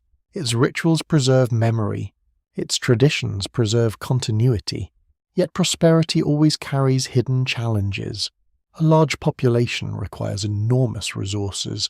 The fields surrounding the settlement must support thousands of people. Animals require grazing land. Fuel must be gathered for cooking and heating. Construction materials must be obtained continuously. The success of the city depends upon maintaining a delicate balance between human needs and environmental limits. For a long time that balance appears sustainable. The surrounding landscape remains productive enough to support continued growth. Agriculture supplies reliable calories. Hunting supplements diets. Trade provides access to additional resources. The system functions. But every successful system also creates dependencies. As populations increase, flexibility can decrease. A small group can relocate when conditions change. A city containing thousands of people cannot move so easily. Its investments are rooted in specific places. Its houses anchor generations. Its fields become essential. Its social networks depend upon continuity. The very success of the settlement ties it more firmly to the landscape around it. This reality may not be obvious to the inhabitants during the city's peak years. From their perspective, the community has every reason to appear stable. The settlement has endured for centuries. Children become adults. Adults become ancestors. The cycle continues. Many households likely assume that life will proceed much as it always has. History often creates that illusion. Long periods of stability can make change seem distant. Yet beneath the surface, subtle pressures are beginning to accumulate. Archaeologists examining environmental evidence have identified signs that conditions may gradually shift over time. The details remain complex. Climate is never static. Rainfall patterns fluctuate. Wetlands expand and contract. Vegetation changes. Human activity alters landscapes. No single explanation fully accounts for every environmental trend affecting the region. But what survives in the records suggests that the relationship between the city and its surroundings becomes increasingly demanding. Agriculture intensifies. Resources are used more heavily. The ecological footprint of the settlement grows. At the same time, life inside the city may be becoming more challenging. Studies of human remains reveal evidence of physical stress among some inhabitants. Repetitive labor leaves marks on bones. Injuries occur. Disease circulates. Crowded living conditions create health risks unfamiliar to smaller communities. These findings do not indicate collapse. Far from it. The city remains vibrant and functional, but they remind modern observers that success carries costs. Large populations offer opportunities, yet they also generate new vulnerabilities. The archaeological record provides another intriguing clue. As centuries pass, some aspects of social life appear to change. Certain patterns of architecture evolve. Burial practices shift. Decorative traditions become less elaborate in some contexts. Researchers continue debating the significance of these changes. Do they reflect transformations in belief systems, adjustments to economic realities, shifting social structures? The evidence remains incomplete. Nevertheless, the city is clearly not frozen in time. It adapts. It evolves. It responds to circumstances. This flexibility may help explain its remarkable longevity. Human society survived not by remaining unchanged, but by adjusting to new conditions. Çatalhöyük appears capable of such adaptation for generations. Yet adaptation itself can be a sign that pressures exist. Communities rarely change without reason. The most successful periods often conceal the seeds of future challenges.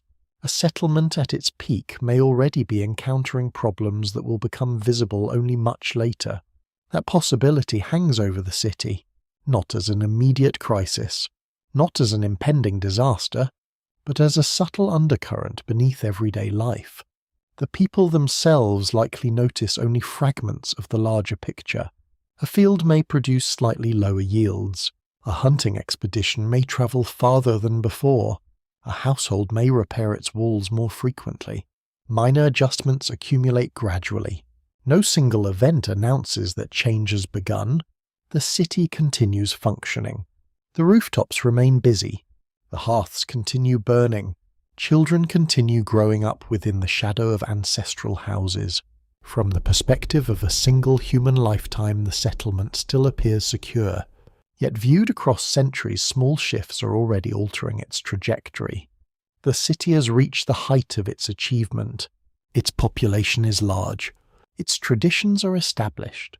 Its influence extends across the region. It stands as one of the greatest accomplishments of the Neolithic world. But no human community remains untouched by time. Even the most successful experiments eventually encounter limits. And somewhere beneath the apparent stability of daily life, the first cracks are beginning to form.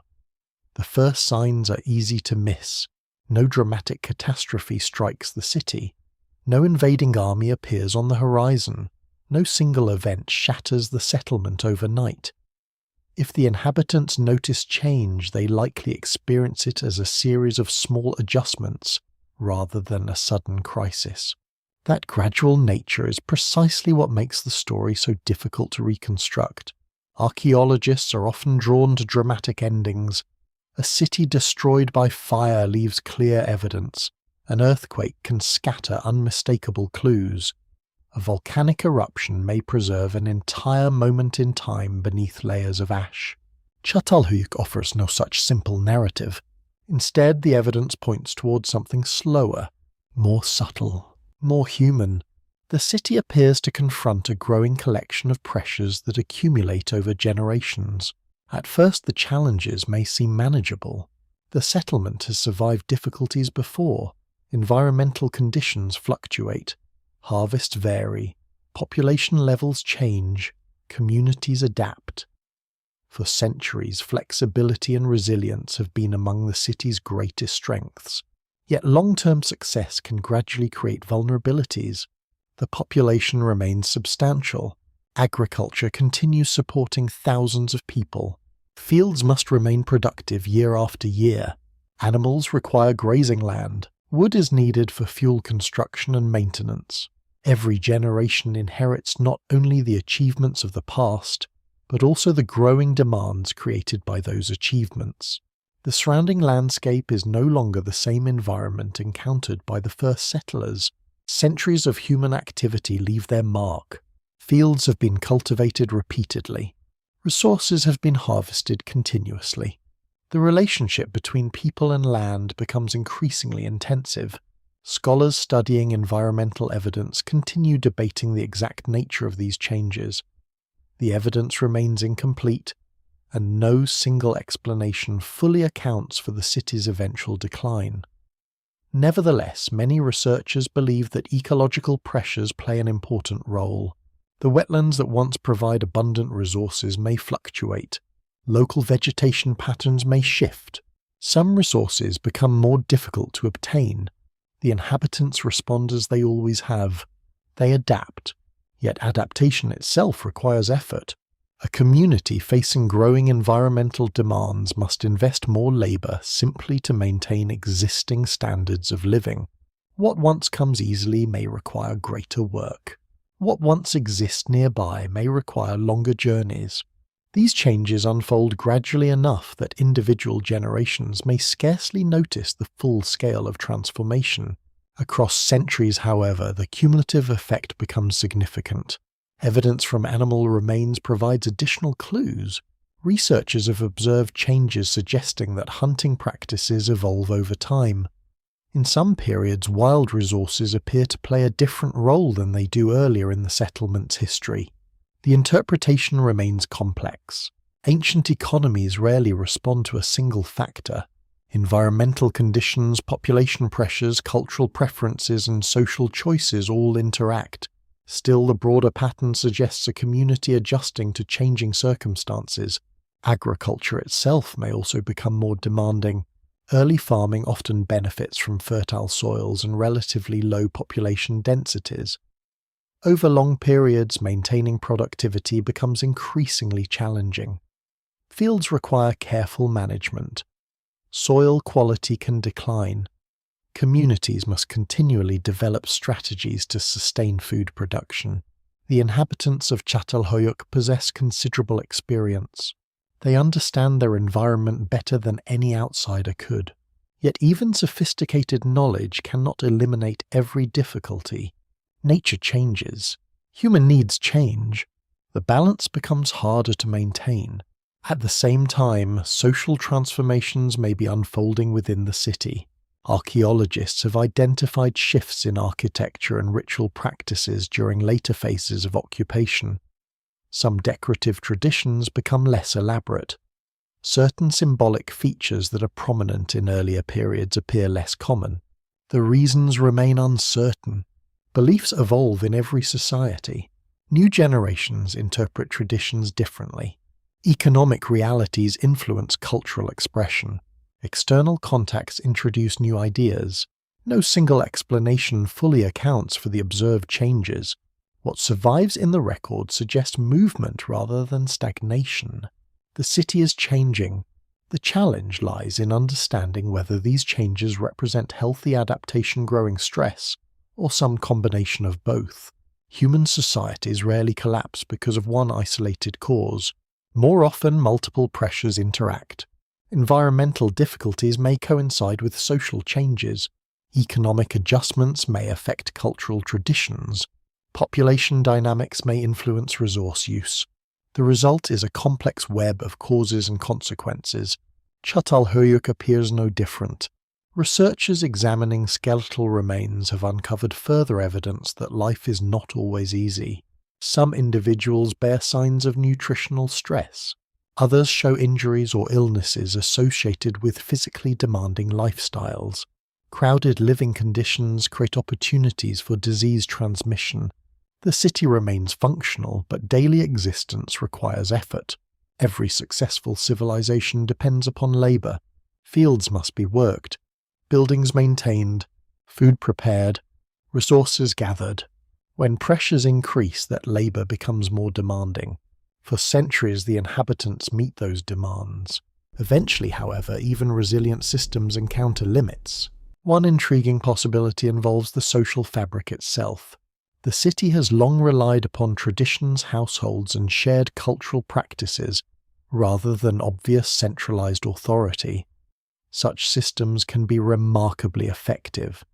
They can also become difficult to sustain as circumstances change.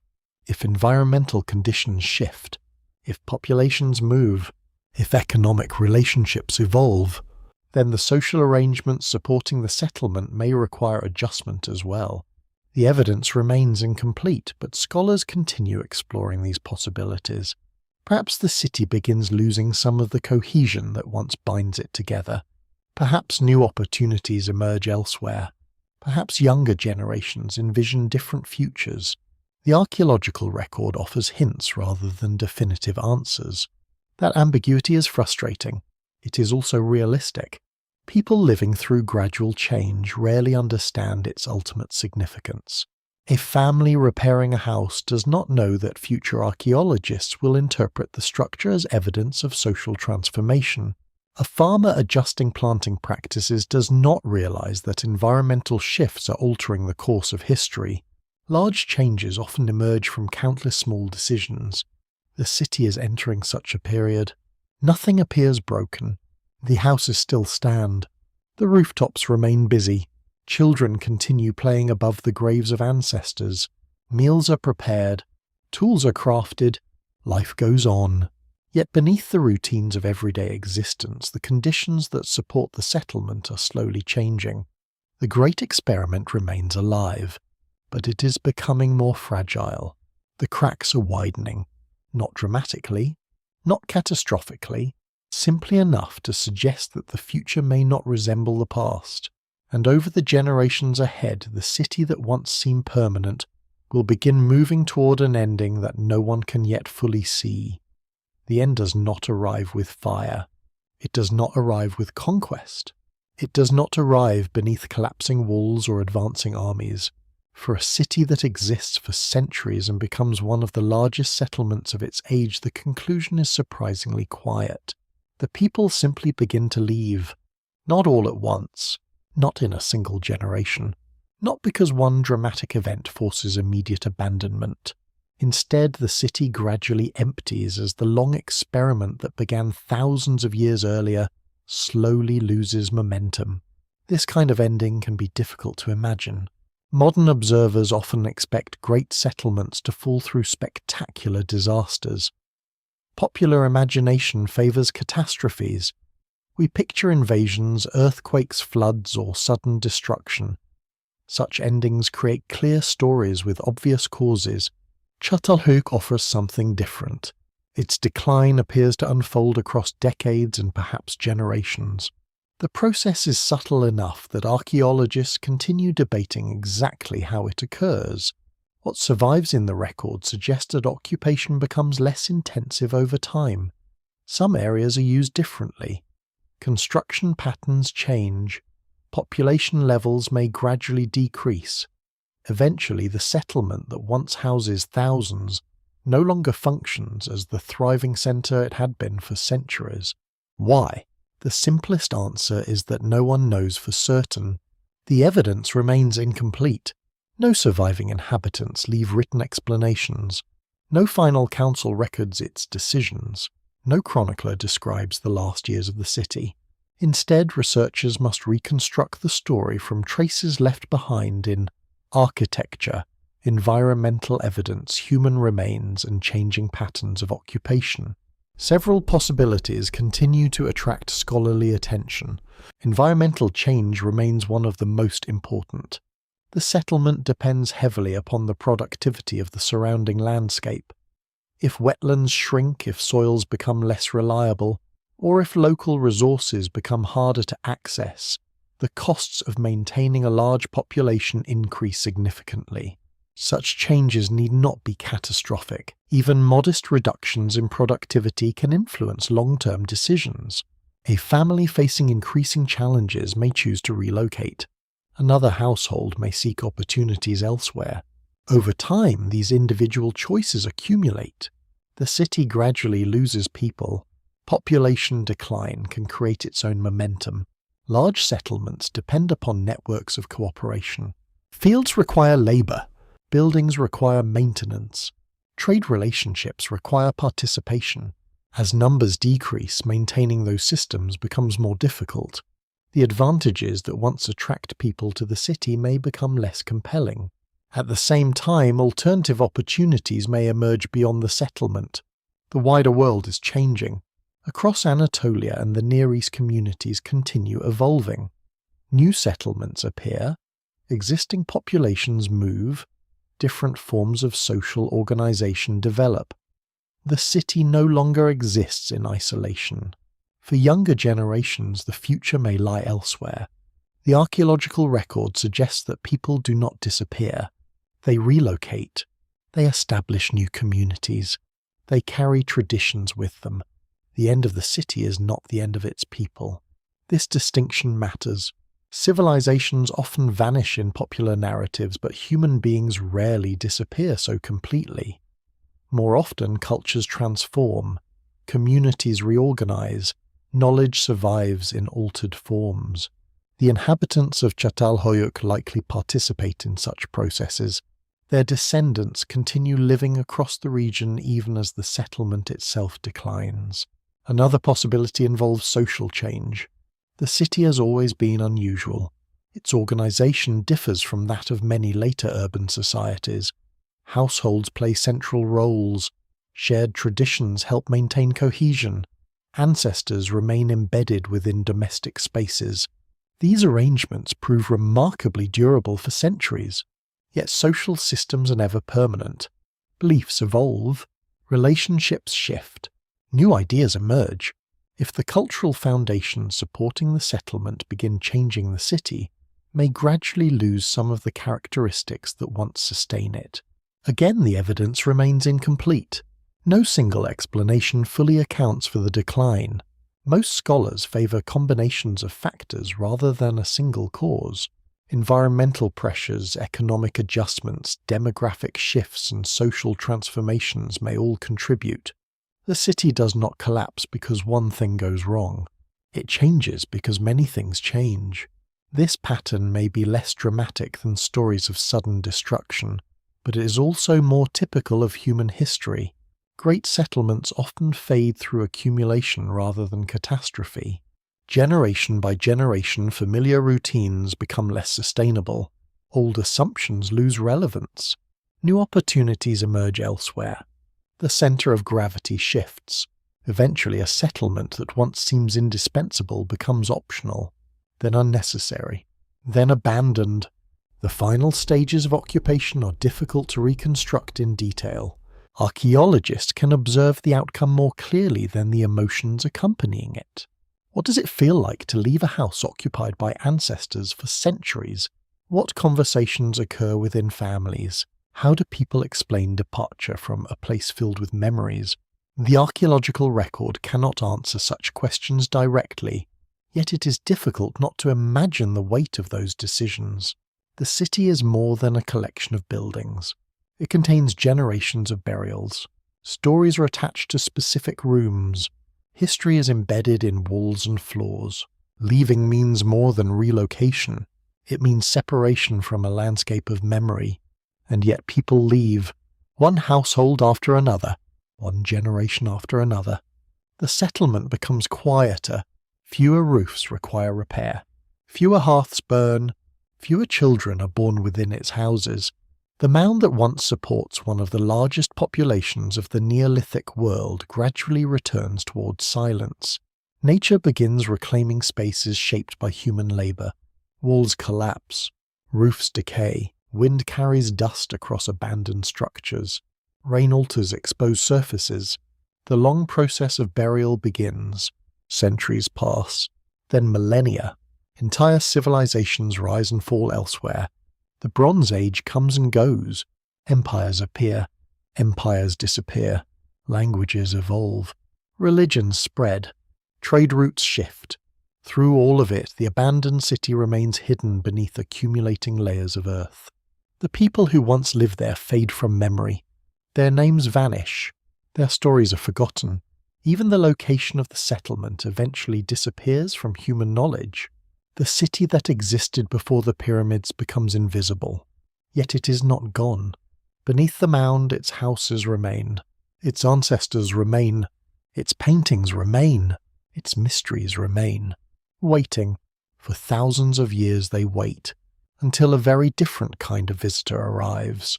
Not a farmer, not a trader, not a resident returning home, but an archaeologist.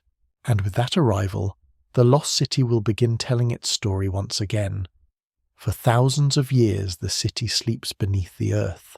Wind passes over the mound. Seasons come and go. Empires rise across continents that the inhabitants of Çatalhöyük never know exist. Bronze Age kingdoms flourish. Assyrian armies march. Egyptian dynasties build monuments along the Nile. Greek philosophers debate the nature of reality. Roman legions cross vast territories. Medieval kingdoms appear and disappear. Entire civilizations live and die while the forgotten settlement remains hidden beneath layers of soil. The silence lasts longer than the city itself ever exists. Generations beyond counting pass above its buried houses. Farmers work nearby fields without realizing that beneath their feet lies one of the most important archaeological sites in human history. The mound becomes part of the landscape, nothing more. Its true significance remains invisible. Then in the 20th century the silence begins to break. Archaeology itself is still a relatively young discipline. Earlier generations often focus on spectacular discoveries, golden treasures, monumental temples, royal tombs and inscriptions linked to famous rulers. Sites without obvious monuments sometimes attract less attention. Çatalhöyük presents exactly that challenge.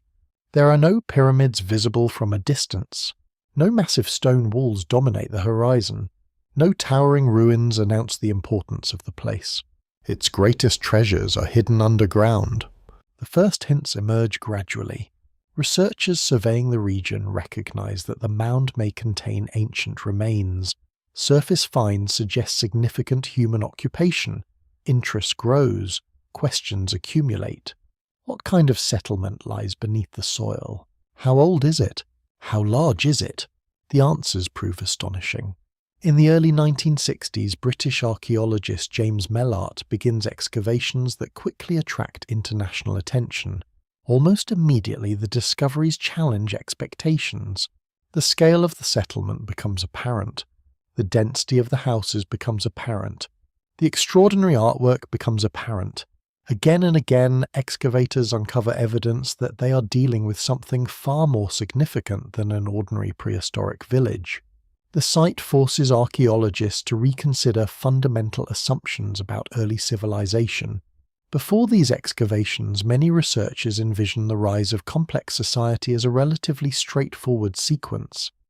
Agriculture leads to villages. Villages gradually develop into cities. Cities produce rulers, states, and monumental architecture.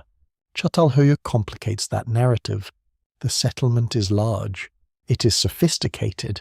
It contains rich symbolic traditions. Yet it lacks many of the institutions traditionally associated with urban civilization. The implications are profound. Perhaps human societies are more diverse than previously assumed.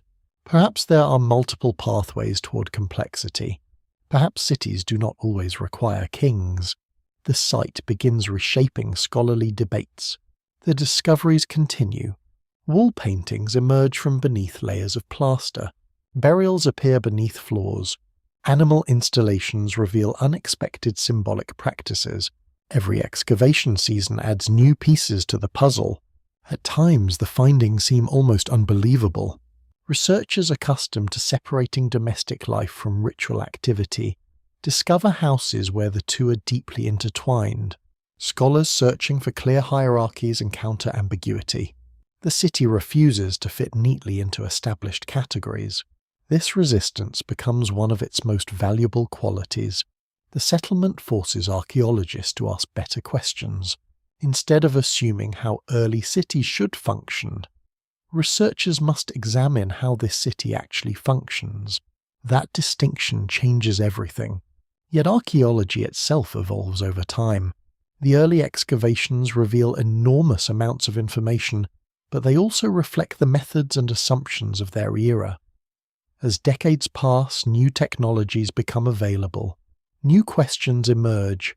Scientific techniques grow increasingly sophisticated. Eventually, a new phase of research begins under the leadership of Ian Hodder and an international team of specialists. Their approach differs in important ways. Rather than focusing solely on major discoveries, researchers attempt to reconstruct every aspect of life within the settlement. Environmental scientists study ancient landscapes. Bioarchaeologists examine human remains. Chemists analyze residues. Microscopic evidence is collected from floors and walls. Advanced dating methods refine chronologies. The city becomes one of the most intensively studied archaeological sites in the world. The results are extraordinary. Researchers learn what people eat. They identify patterns of movement and migration. They reconstruct aspects of health and disease. They investigate family relationships. They examine how houses are used and rebuilt over generations. Each new technique opens another window into the past. Yet perhaps the most remarkable outcome is how much uncertainty remains. Despite decades of research, many mysteries endure. Scholars still debate the meaning of certain paintings. They still debate social organization. They still debate the causes of decline. The evidence grows richer, but definitive answers remain elusive. Far from being a weakness, this uncertainty becomes part of the site's importance. History is rarely simple. The closer researchers look, the more complexity they find. Çatalhöyük illustrates this truth repeatedly. The city is not a puzzle waiting for a single solution. It is a human world containing layers of meaning accumulated across centuries. Some layers are visible. Others remain hidden. Even today, only portions of the site have been excavated. Much of the settlement remains buried beneath the mound. Future discoveries may alter current interpretations. New technologies may reveal information impossible to recover today. The city still holds secrets. That reality gives the site an unusual quality. Although the settlement is thousands of years old, its story is not finished. Archaeologists continue uncovering new evidence. Researchers continue testing new ideas. The conversation remains active. The city that once vanished from memory has become a source of ongoing discovery. And perhaps most importantly, it has transformed how people think about the origins of civilization itself. The settlement no longer appears merely as an ancient curiosity. It has become a challenge to conventional narratives, a reminder that the human past is richer, stranger, and more diverse than simple histories often suggest. The rediscovery of Çatalhöyük does more than recover a lost city. It forces a reconsideration of what civilization means, and that legacy may ultimately prove more important than any artifact recovered from beneath its floors. The city begins as a mystery buried beneath a mound. It ends as a challenge to history itself. For generations, scholars attempt to understand how civilization emerges. The story often follows a familiar sequence. Agriculture appears, villages grow, hierarchies develop. Powerful rulers establish authority. Monumental architecture rises. States form. Cities become centers of administration, religion, and political control. The model seems logical because many of the most famous ancient civilizations appear to follow versions of that path. Egypt develops pharaohs. Mesopotamia develops kings. Later civilizations create palaces, bureaucracies, armies, and formal governments. The evidence appears overwhelming. Then Çatalhöyük enters the conversation. Suddenly the story becomes more complicated. The settlement exists long before the pyramids dominate the Nile Valley. It flourishes thousands of years before many institutions associated with civilization become common. Its population reaches impressive levels. Its culture displays extraordinary sophistication. Its people maintain extensive trade connections. Its symbolic traditions are rich and complex. And yet the city does not resemble the expected model. There are no obvious kings, no vast palaces, no monumental state temples, no written bureaucracy, no clear evidence of a ruling dynasty controlling the population. The city functions anyway. That fact alone forces historians to reconsider some of their assumptions. Perhaps urban life does not always require centralized authority. Perhaps social complexity can emerge through multiple pathways. Perhaps human communities are capable of organizing themselves in ways that leave few obvious traces for archaeologists to discover. The implications extend far beyond a single settlement. For much of modern history, civilization is often imagined as a ladder. Communities progress through increasingly advanced stages until they reach familiar forms of political organization. The image is neat. It is also misleading. Human societies are rarely so predictable. Again and again, archaeology reveals alternative solutions to common challenges. Different cultures solve problems differently. Different communities create unique forms of social organization. Different paths lead toward complexity. Çatalhöyük stands among the clearest examples of this principle. Its inhabitants are not primitive versions of later civilizations waiting to become something else. They are participants in their own distinct experiment. For centuries that experiment succeeds. The city demonstrates that large populations can coexist without leaving behind the familiar symbols of centralized power. It shows that households' traditions, rituals, and shared cultural practices can sustain a remarkable level of social coordination. This realization has profound consequences for the study of human history. Researchers increasingly recognize that ancient people are often far more innovative than older narratives allow. The inhabitants of Çatalhöyük are not stumbling towards civilization. They are creating one version of it. Their version simply looks different from the forms that become dominant later. The city also changes how scholars think about memory. Without writing, the inhabitants preserve knowledge across generations. Architecture becomes a repository of history. Burials connect families to ancestors. Painted walls transmit cultural meanings. Ritual practices reinforce continuity. The settlement proves that writing is not the only way societies remember.